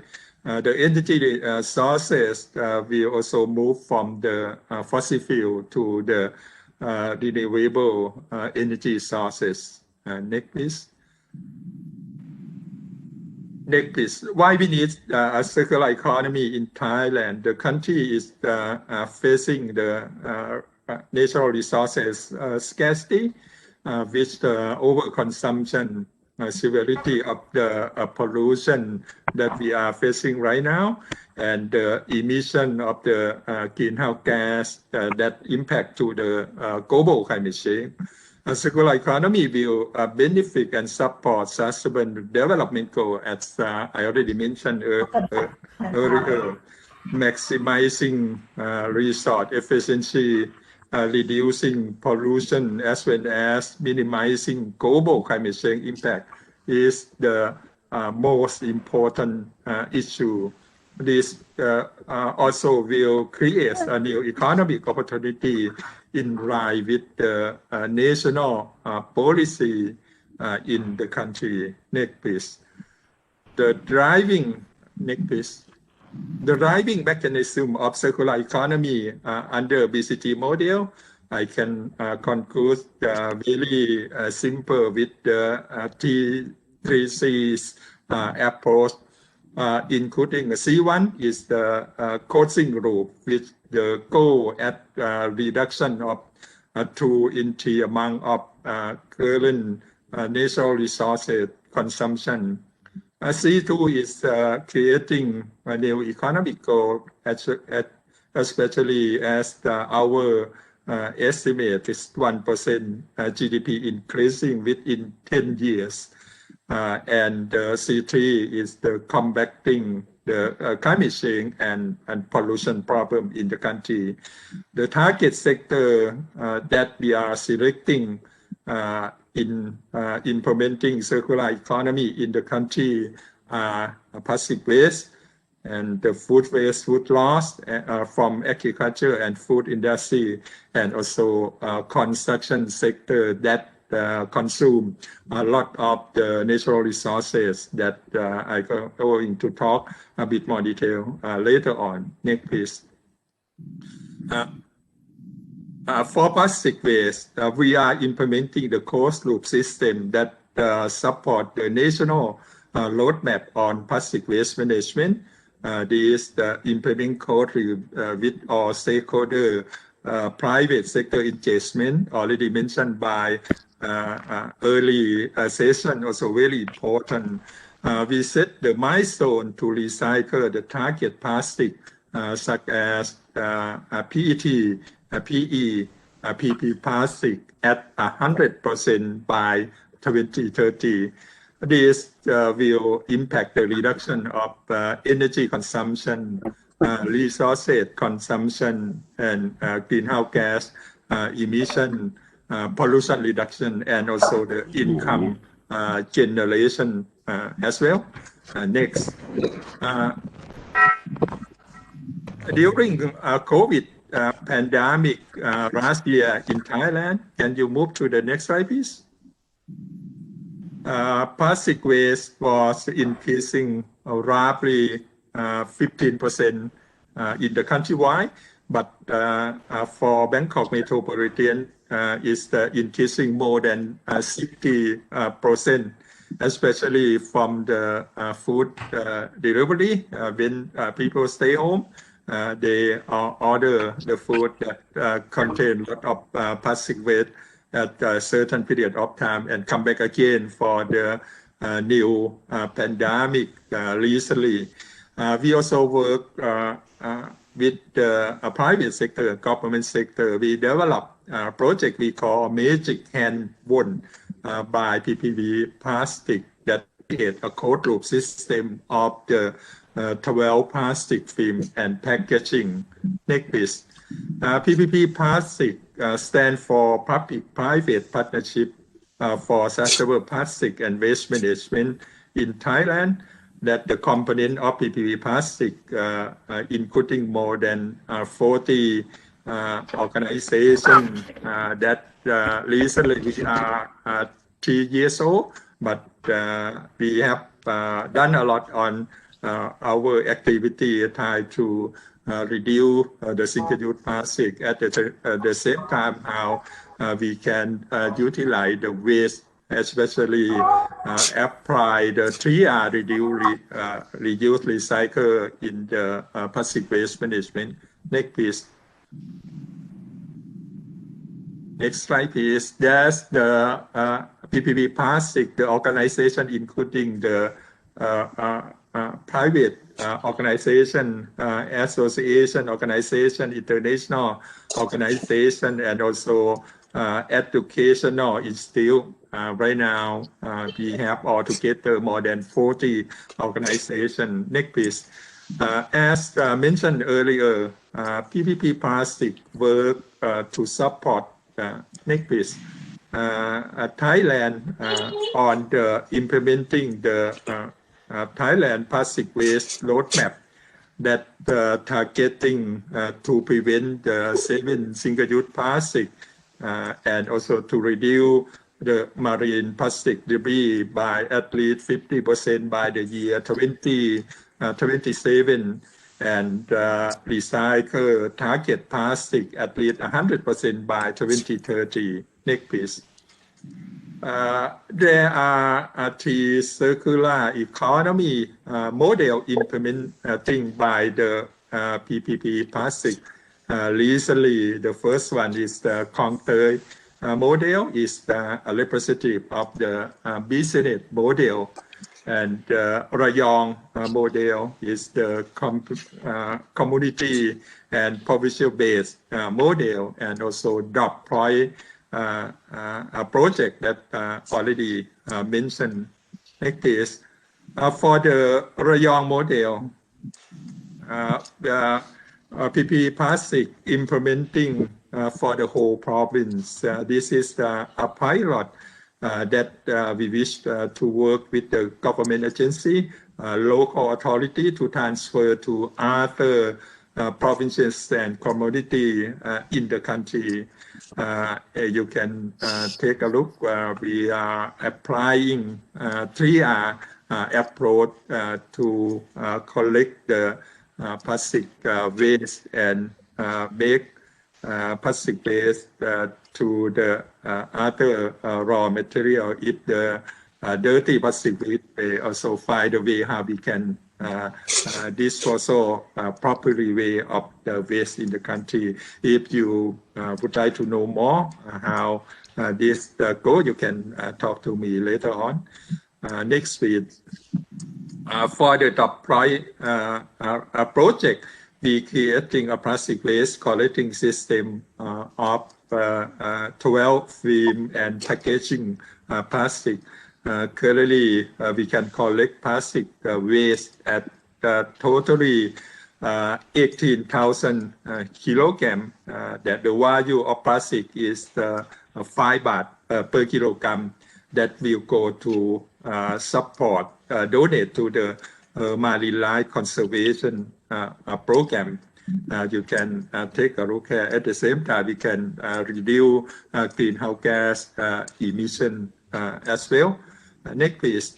Plastic road project also implement right now.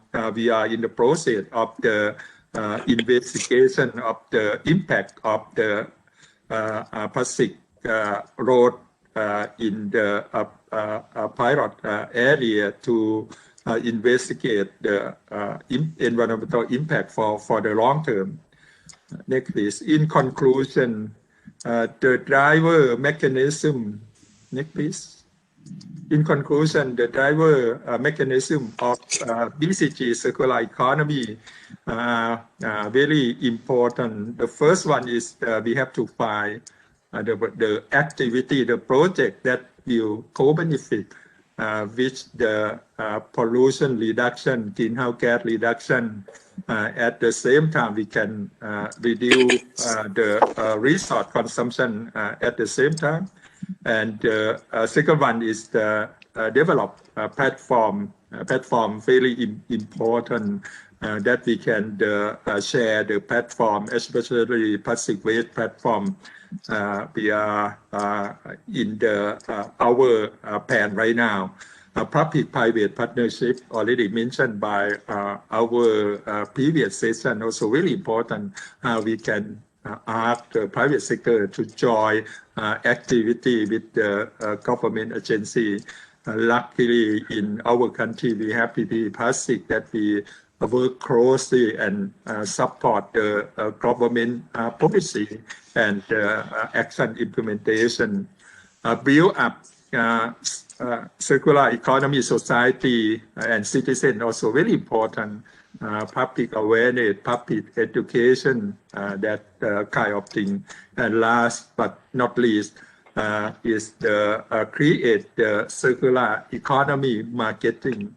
Especially we have to clear on the regulatory reform. We have to unlock policy barrier of the circular economy market, tax incentive, some stuff like that. And green public procurement, we just mentioned, also very important how we can use that as a CE application in the country. With that, this conclude my presentation. Thank you very much for your attention.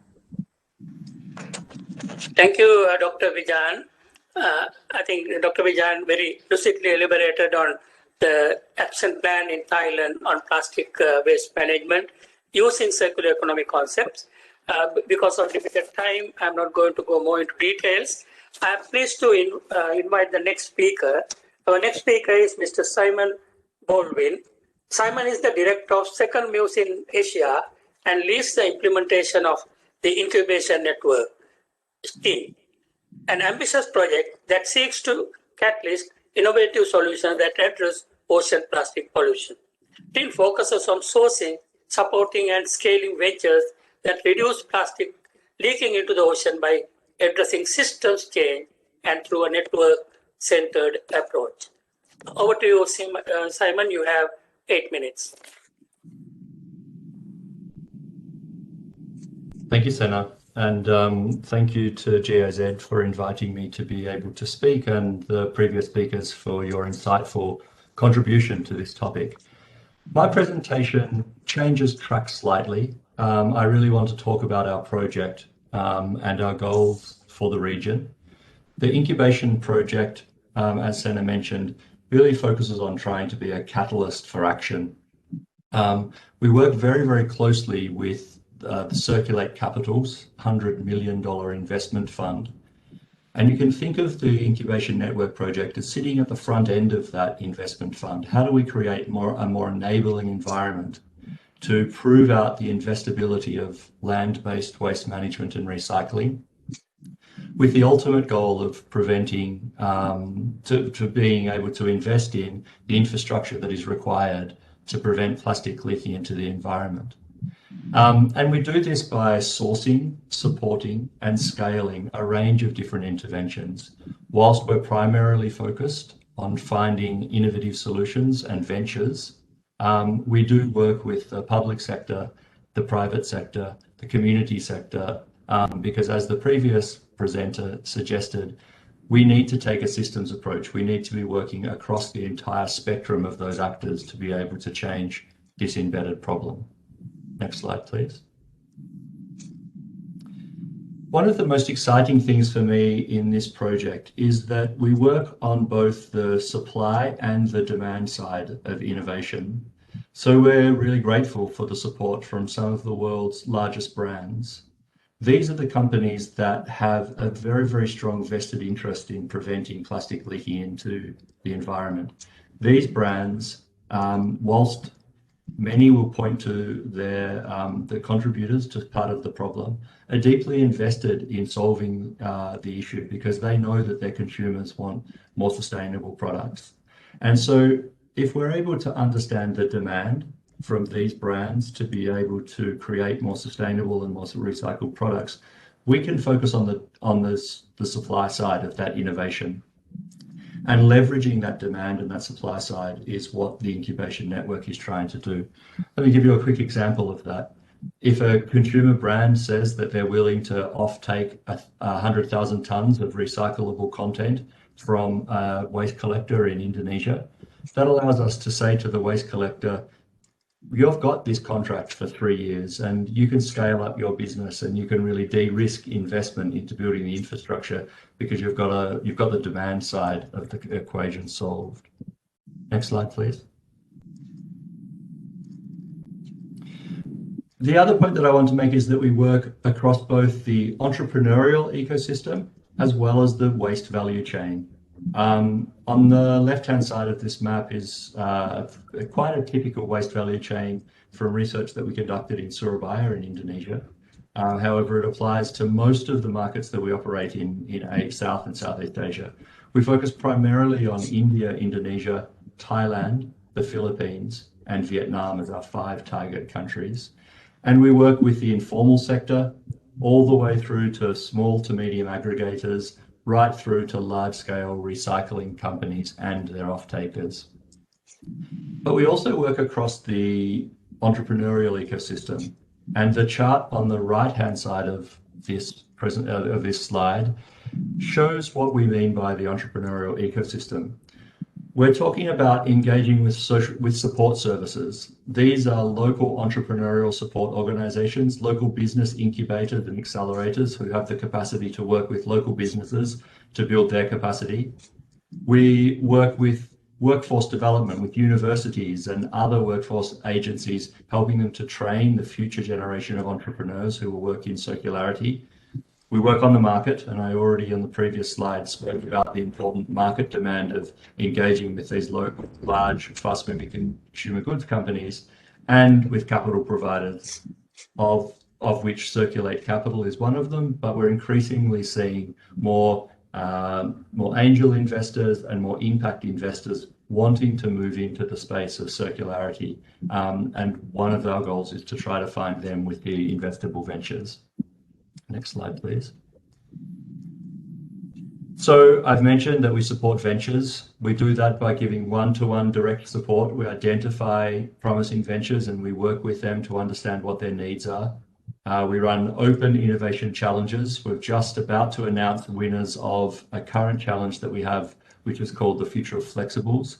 That's looking at both up and downstream solutions to hard to recycle plastics. We had 140 different companies apply to that program, and in the next weeks we'll be announcing the top solutions. We engage over 50 local entrepreneurial support organizations, local business accelerators and local business incubators to help them do better incubation and acceleration of waste management and recycling and plastic ventures in their local markets. We mediate connections between capital providers and entrepreneurs, and we also advocate for more enabling policy. We also provide technical and financial support. So we provide technical and financial support to ventures. We do the same for not-for-profit organizations and other solutions, particularly those that are working with the informal sector. In the spirit of time, I'll move forward. Next slide, please. So there are a number of organizations who are working on what I call plastics policy. These are the sort of more macro policy environments, talking about things like extended producer responsibility, plastic bag bans, plastic credit, virgin resin tax, and other initiatives. But really the incubation focuses on these other two pillars. Public procurement policy. We're working with governments to earmark a small proportion of their procurement budget to go into fund startups and early stage entrepreneurs. We're seeing that this is a barrier to many startups being able to get to engage in publicly procured services. We also work on entrepreneurial policy. How might we cut red tape for new types of innovations moving into the market, to encourage governments to introduce tax incentives, or to even give grants or no interest loans, particularly to the companies that are in their early stages. Next slide, please. In the last minute or two of my presentation, I want to just whip really quickly through 3 or 4 examples of companies that we're working with and where policy barriers have prevented them from scaling. Clearbot is a really exciting group of young entrepreneurs that's coming out of a university in Hong Kong, and they have an artificial intelligence swarming robot that cleans waterways. However, in our attempt to get them to move into a city in one of those 5 target countries, we realized that they needed 14 different permits that were being managed by 8 different government departments just to get them in the water to test their technology. So this is an area where we think that we can help governments streamline some of the red tape that's required in getting some of these innovative companies into the region. Next slide, please.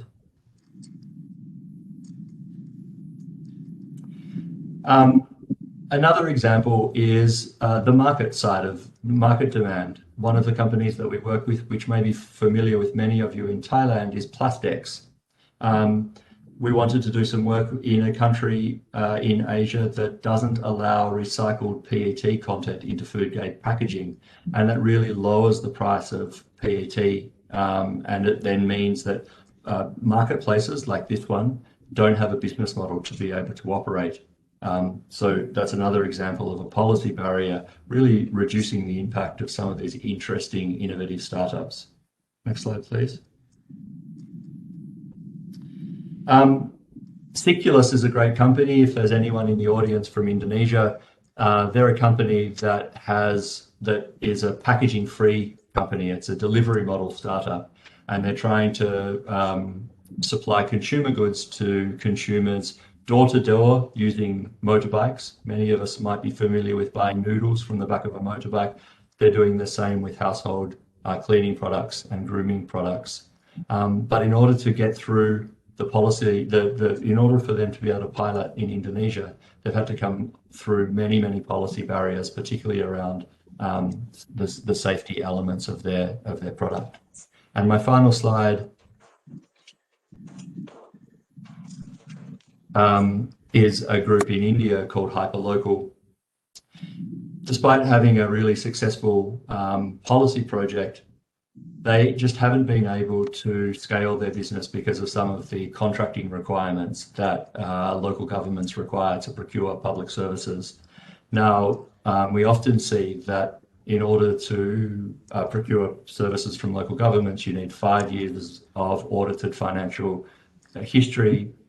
And many of these barriers are just too high for policy startups to be able to, for startups to be able to reach. So in conclusion, I want to make another final point, particularly to the Thai audience. We're rapidly expanding our footprint in Thailand. We are hunting for solutions, early stage companies and ventures, but also other solutions that are addressing the informal sector. We would love to find ways of being able to give you both financial support as well as technical support, and link you into some of these other innovators and that are working on this problem from across the region.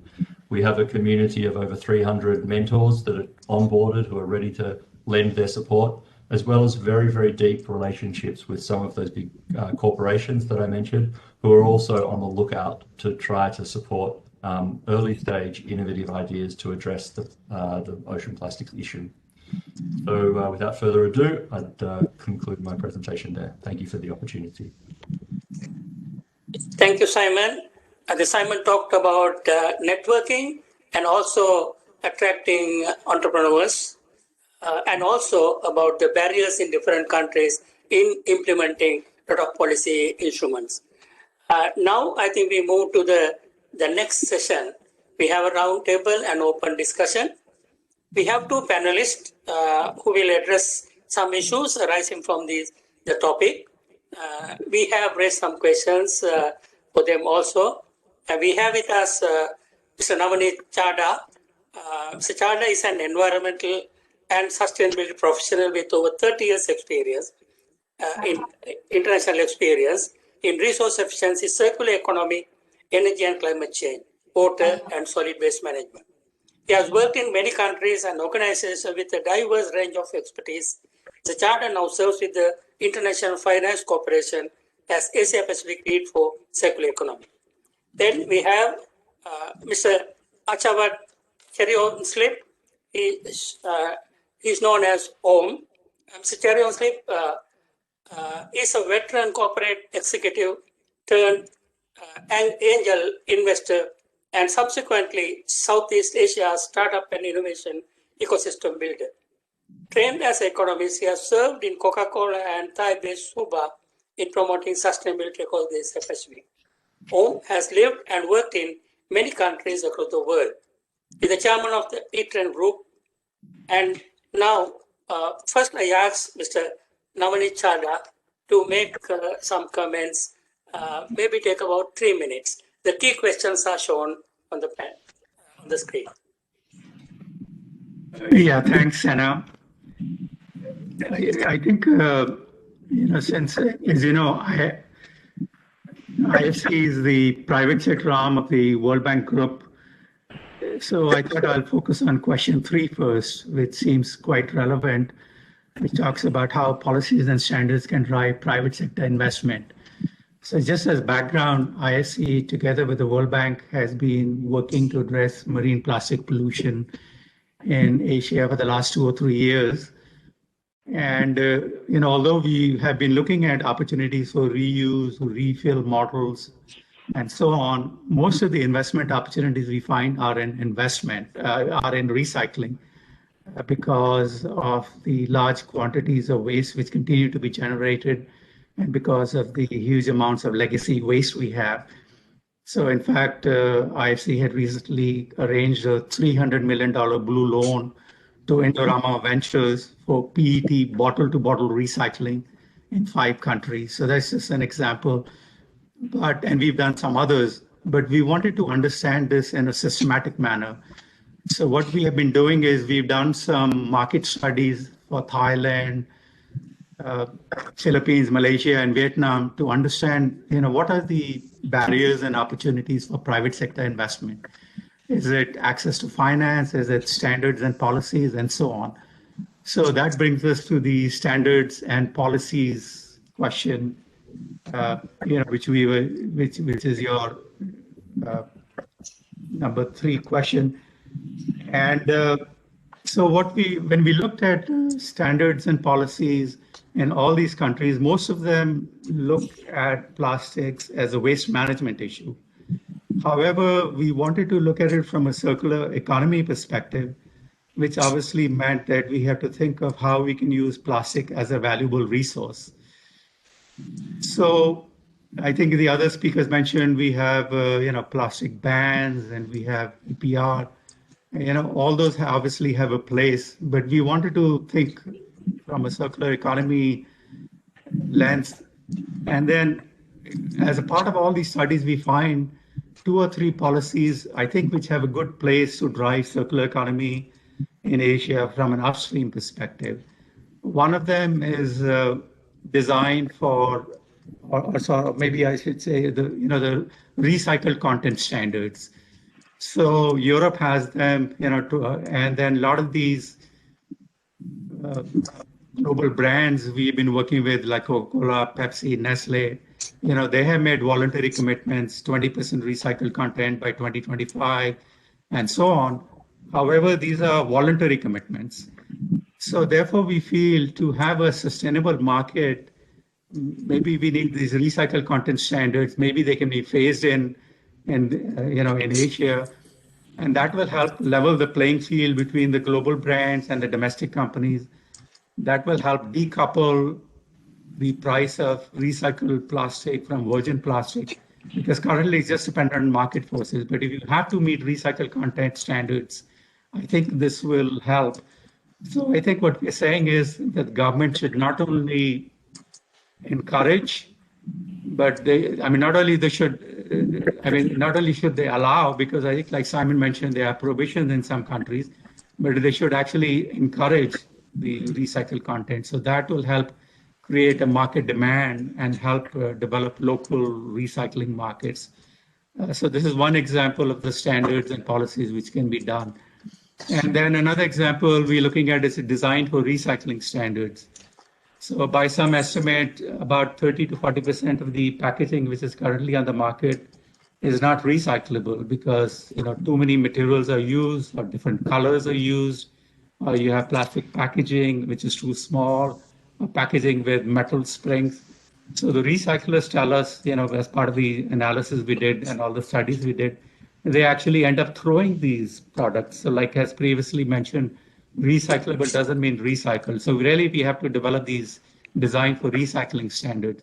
So those are 2 quick examples, I would say, recycled content standards and the design for recycling standards. And one key point I wanted to finish with, we are also working with the World Bank and looking at how then these could be harmonized at the ASEAN level.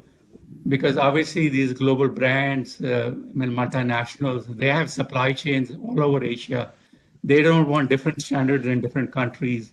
Say in Indonesia, you have to meet 15% standard, in Thailand, a different one. In Thailand, you cannot make for food grade, but in Vietnam, you can. So I think we have to move towards harmonization. So I will stop there, and so thank you for your attention. Thank you, Mr. Chada. Mr. Chair yourself, I think it's your time to make some comments. Thank you.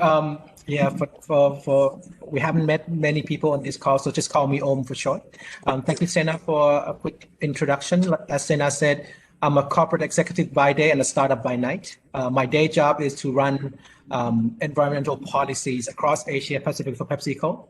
Had an opportunity to also serve on the board of Circular Capital, and also serving Simon as one of the mentor in his program as well. But I also run my own EV company, electric vehicle company, called eTrans. So today, I will share with you my perspective from both, but mainly from e-trans. The question that I like to address is probably question number 1 first. If we have time, we can go to number 2. But other than that, we'll stick with number 1. I think, we have heard, many great speakers today, and we are all talking about, what is the role of government and policies in terms of, providing incentive, be it, tax incentive or removal of, red tape, as Simon said, or administrative burdens that so many startups are currently struggling with.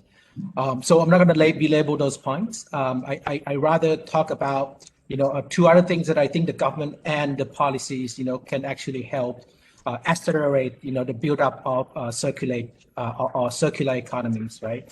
And most importantly, if the government were to do these 2 things well, it will help them do much better job in terms of provide better incentive and also be more effective in removing, regulatory or administrative obstacles.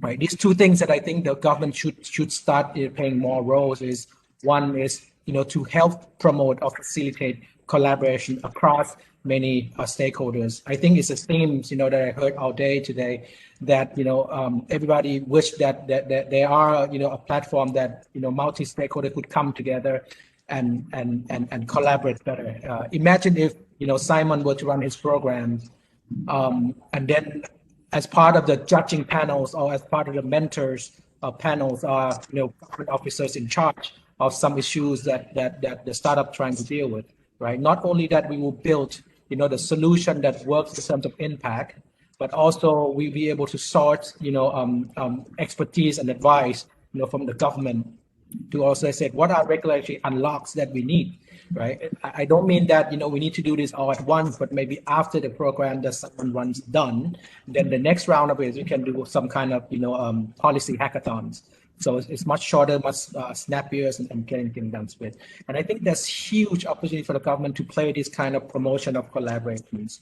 A good example is, in Netherlands, right? I'm sure many of you have heard about the Green Deals in Netherlands. The government actually spent a few years in Netherlands to, for lack of a better word, broker deals, among key stakeholders, be it investors, startup business owners, communities, right? And they were able to brokers more than the government was able to broker more than 200 deals in the past few years. And this deal have paved way to an advancement of many, circular actions, including development of EV, renewable energies, right? Water and climate adoptions. So, promoting collaborations, may not be very common, within the government, within this part of the world, but I think it's huge opportunity for the government to play. The second part that the government and the policy can do in order to help accelerate and scale a circular economy is make sure that circular economy is not being worked on by, a certain section within the government. It needs to be integrated into a mainstream policies, right? One of the speakers mentioned today that there's a lot of economic gains that can be derived, from building strong circular economies. I personally feel that sustainability's circular economy is probably one of the biggest growth engine for the 21st centuries. Imagine, just look at renewable energies right now, right? We are all use light bulb just to replace, our light bulb with energy saving light bulb or put up solar panels. Those things are not going to install themselves, right? Somebody's going to have to come and do it, and that is clearly, a huge, employment generations, right? Or when you are the business, and this is already happening in Europe and in the United States, right? A lot of big factories, including my employers, they are making a commitment to shift to renewable energy, particularly electricities, right? And what's happening there is you're going to end up with having access to cleaner energy, which is cheaper. Ultimately, it will help drive the competitive advantage that many of countries in this part of the world really needed, right? So I think if the government can also, in addition to provide tax incentive and remove barriers, also think of themselves as a promoter or facilitators to bring people together, multi stakeholders together so that they can collaborate. The government do not need to, do much, right? Make sure that the strong collaboration take place and then step back, right? And to watch, the seeds of their solutions, being worked through by the stakeholders themselves, while focusing on, doing more and even better incentive and removal of the red tapes, because by witnessing, the collaboration between different stakeholders, that where the government will learn that what are the most effective incentives that they should focusing on, or what are the most important that they need to remove in order for circular economy to start taking shape. I'll pause there. Sorry, I went through very quickly. I know I don't have that much time. Thank you. I will try to come back again at least for 1 minute. There's a question for Simon.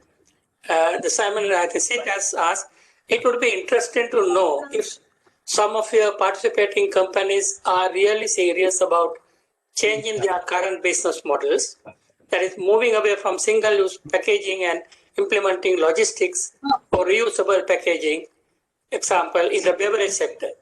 What are their challenges and how are they coping with these challenges?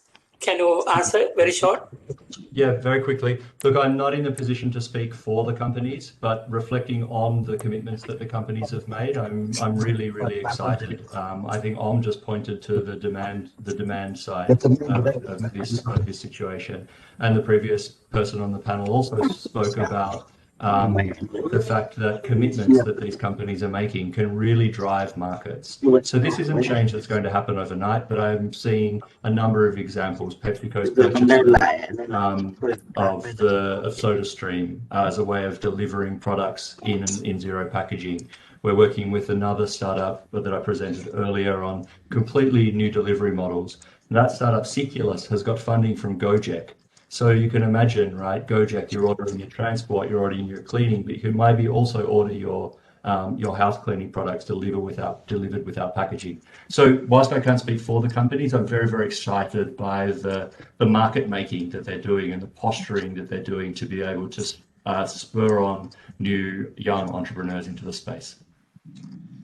Thank you. I think Mr. Chanda, you have a question again from Sid. When it comes to upstream policies, reviving and supporting some traditional and culturally accepted models may be important. One example that comes to my mind is delivery of food by dabbawalas in India using reusable containers from the households.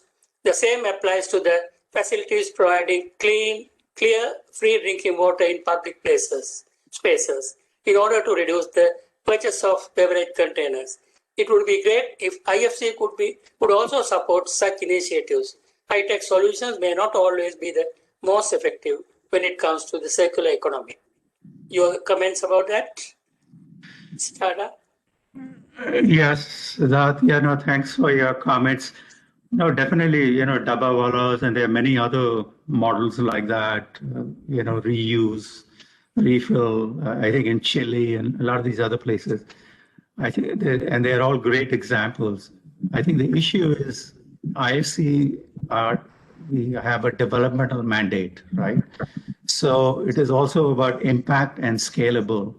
So if the model is scalable, for sure. So I don't think it is a question of high tech versus, I think it is a question of what is scalable and implementable.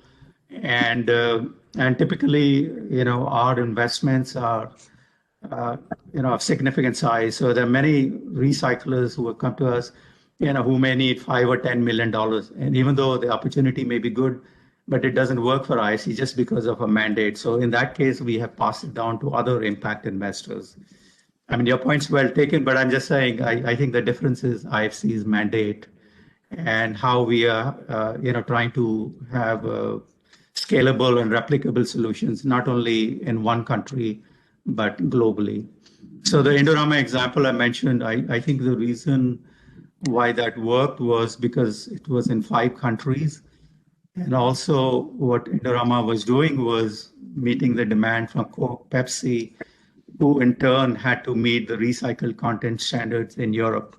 So therefore it worked. And also the other reason it worked was because we were recycling, a closed loop recycling into something of value, food grade material. and as opposed to a lot of downcycling, which is happening right now. So I think this is the other point I would make, that when we are looking at recycling, it should be in the highest value possible. So thanks. Thank you. Dr. Vijan, you have 1 minute to make some final comments. We have only 5 minutes, so 1 minute, please make your comments. Dr. Vijan? Yeah, all right. Thank you very much. I would like to add, Kun Om just mentioned about the policy. The effective or practical policy have to consider all relevant stakeholders and impact at all level in all dimension. Therefore, stakeholder participation on proper consultation is a key issue for the policy development and policy impact assessment in order to ensure key stakeholders, including entrepreneur and industry, are capable to adjust their regulation and able to smooth transfer to achieve the government policy. Practical and fair policy to all stakeholders will allow entrepreneur and industry that would be important. For example, in case of Thailand, Thailand PPP plastic was developed based on relevant stakeholder participation on a process. Member of our PPP plastic are member of the government committee that developed the policy. That's the important thing. For the public awareness for the consumption, I think the changing consumption pattern is sensitive and long term. Having this policy instrument plays one of many key steps. Proper knowledge sharing and awareness listening, I think, is very important. And the most important thing is not just the regulatory framework, but the ecosystem development also very important. Thank you very much. Simon, you have some last minute conclusion? Yeah, just no. Thank you for everyone for your time. I think it's been really good to speak about. My conclusion really is asking entrepreneurs or social innovators in Thailand to reach out. The organizers of the conference have my email address. Like I said, we're really seeking to work with partners in Thailand. So yeah, that would be my concluding remarks. Thank you, Sana. Oh, okay, thank you, Simon. I will contact you related Please. to the issue. Thank you. We've just hired our full-time staff member who will be based in Thailand. I hope she will start in the next few weeks. So yeah, please, we're very keen to seek partnership and to work together with to build on all of the great work that you all are doing. Om, you have any comment? Yeah, just the last comment, linking back to the huge opportunity for collaborations, and also to Kun Vijan's point as well. I think in this day and age, we never had so many collaboration tools, right? Today, we are from 100 something people, probably 50 countries, right? Collaboration become much easier. The network effect is become much easier to obtain. For Kun Vijan and for Simon, if you guys would be interested, I'll be very happy to share further with anybody who's on this call, as well as to how can we arrange the environment in which collaboration can take place easier and better. It's all about you don't want to put 100 people in a room without having a good curations, right? I think the younger generation entrepreneurs, they are more open to collaborations, they are open-minded.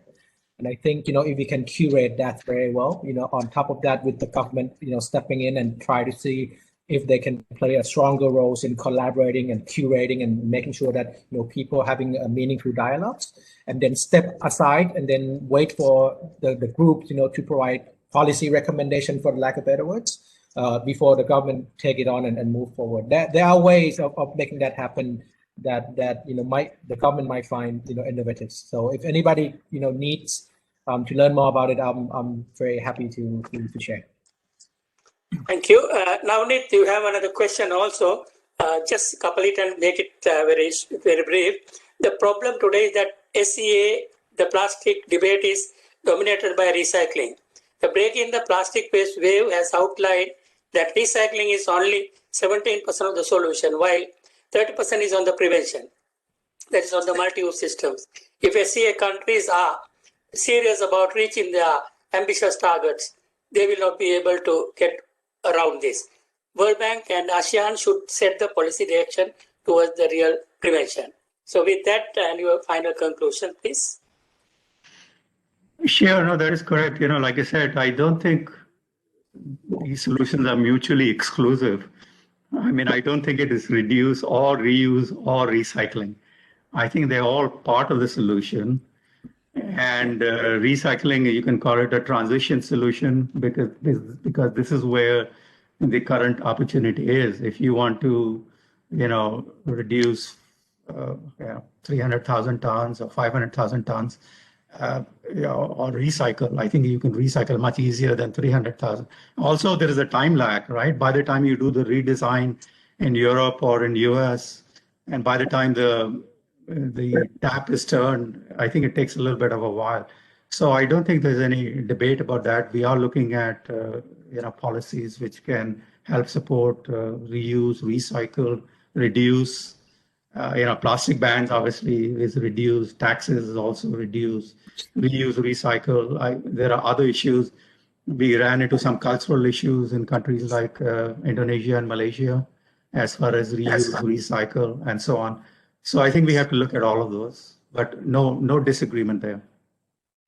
Thank you. I think we don't have any more time. So let me thank Dr. Vijan, Simon, Om, and Navneet for the nice presentations, very, I think, educating. And I thank the organizers on behalf of Asia Pacific Roundtable for Sustainable Consumption and Production. Let's keep our work, I think, progressing and make sure we have a better world in the future. Thank you all. Over to you, Im. Thank you, Kunsena, and thank you all the speaker. Also, the question from the floor. I saw that Lervan Louis had the question right now, but maybe because we're really late right now, could you please leave your questions in the chat box and we will respond you very soon for sure. Allow me to conclude our session. Right now, Dr. Chayot will be summaries of the session 1 for us for 2 minutes. Chayot, and then Kunsena will summarize for the session 2 for 2 minutes, and then we will have the closing session.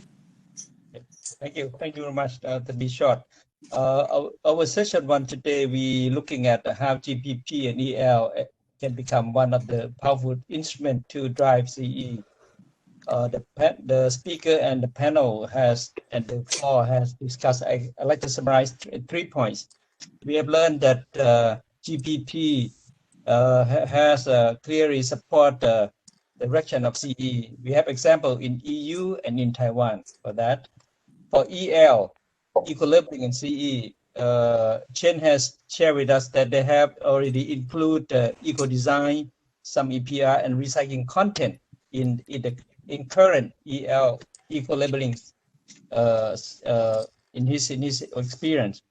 But we found several challenge issues I'd like to share with you that I learned from the discussion. That firstly, we have a weak policies and we still have no legal framework to support CE in most cases. Yes. Secondly, cost of the products, green products are still high and because of quality or certification process. Thirdly, there is no CE standard product at the moment and no harmonization existing. That what we learned today, and no MRI at the moment. And lastly, and they have in this one that Kunpla has shared with us too many different stages of GPP and EL in Asia Pacific region. So that are the fundamental, the challenging issue that I can summarize. For key success factor has been promoted that we need a clear policy support and strong business model because CE is something that we talk and how we have a clear definition, clear policy support, and strong business model. Secondly, networking for sharing best practice in the region are very become discussed more and more, become a key success factor, because we can share experience from one country to the other country to move it up faster. Thirdly, Kun Chen mentioned that these things are very, if you want to implement effectively, key success factor will be simple, practical, and easy to implement. We say because otherwise it will cost more time for understanding and so on. Last but not least, Kun Augustine mentioned that capacity building for all stakeholders involved in this thing, this issue has to be driving, because the issue and the capacity building, we need to have a coherent direction to get the things done effectively. So these are the key message that I can summarize from the session 1 for today's session. Thank you very much. The floor is yours. Yeah. Dr. Chayot, Kun Sena, if you're ready, please. Yes. Thank you. I will not go into each presenters, but there were some key points, I think, on the entire session. I think it was very important to see the private sector getting engaged in most of the activities, especially if you want to make plastic pollution a reality, to reduce it, to eliminate it, we need private sector get involved. And the other problem, most of the barriers because of the government policies. So they have to create an enabling environment by the government, maybe departments, or they have to create maybe sort of a one-stop center so that all these different permits can be obtained within a very short period. The third thing is networking. I think that is one of the most important things. There are different kinds of stakeholders everywhere when it comes to plastic pollution and plastic waste management. So we need the networking among different stakeholders, different organizations, public-private partnerships. I think we had examples from Thailand, how the PP is working. So similar networking is required in all the countries. And I think another very important thing is the investment. So the investment, and also looking at, I think it was mentioned that looking at plastic pollution reduction or elimination, not as a waste management problem. It should be looked at as a problem of circular economy, and or maybe transform into a business opportunity. So these were the messages, I think, for the second session. Thank you. Over to you, Yim. Thank you so much, Kun Sena. This is a really comprehensive session, and I know that we still have a really interesting topic would like to discuss in the floor. However, yeah, every party had the ending time. So I would like to invite Mr. Kai Hoffman one more time for closing our forum today. Yes. Yeah, do you see me? Hello? Not yet. Okay, see you now. There I am. Yeah, I was excited to have this policy from the top level, from the German government, to hear basically where is the European Union going, also with SIT's intervention, all the way down to the entrepreneur level and to the actual actors on the ground, and to have this broad spectrum of circular economy covered today. And I have to say, I also learned a lot. I'm still seeing that there is a huge need for awareness creation on all sides of actors to actually look more on prevention and to understand where the solutions are lying, and that they are not necessarily only in creating more material circularity, but to talk more about lifetime extension and to talk more about prevention. And I believe that eco-labeling, green public procurement, and other prevention policies, upstream policies, are the key to our future circular economy. I, however, would like to end with a rather sad reflection. I've just read a long article that was issued by the civil society organizations for the European Union. They have a special chapter there, and it's called Debunking Green Growth. And Sid has forwarded it to me. And debunking green growth actually means that this whole belief that we can continue like we are doing it today, that we can consume and produce as we do today, is not reality anymore. And I think Southeast Asian countries, especially also Thailand, with the late king's sufficiency economy, is a forerunner in talking about sufficiency and talking about where is really the limit of our consumption and our growth. And with this, I would like to thank all the speakers to Germany for getting up so early. Thank you for all our participants to listen so long to us. Thank you to have the private sector perspective, the government perspective, the NGO perspective on our topics. Back to you, Yim. Thank you very much. Thank you, Kun Kai. And yeah, last word that I would like to give for all of you, that thank you so much for joining us today, even though we run a bit late for almost 20 minutes right now. And don't forget that if you leave any question in the chat box, we will respond back to you with your register email, and together with the link one more time of the PowerPoint presentation. Actually, I already leave the link in the chat box. You can download there.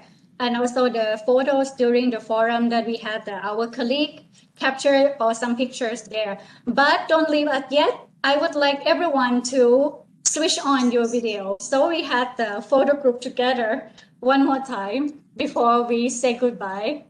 Let me stop sharing presentation. And yeah, please, everyone, don't be shy.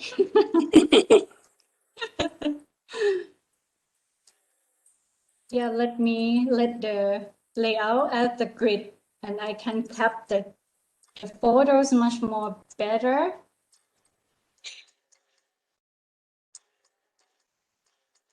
Okay, I saw someone still not switched on.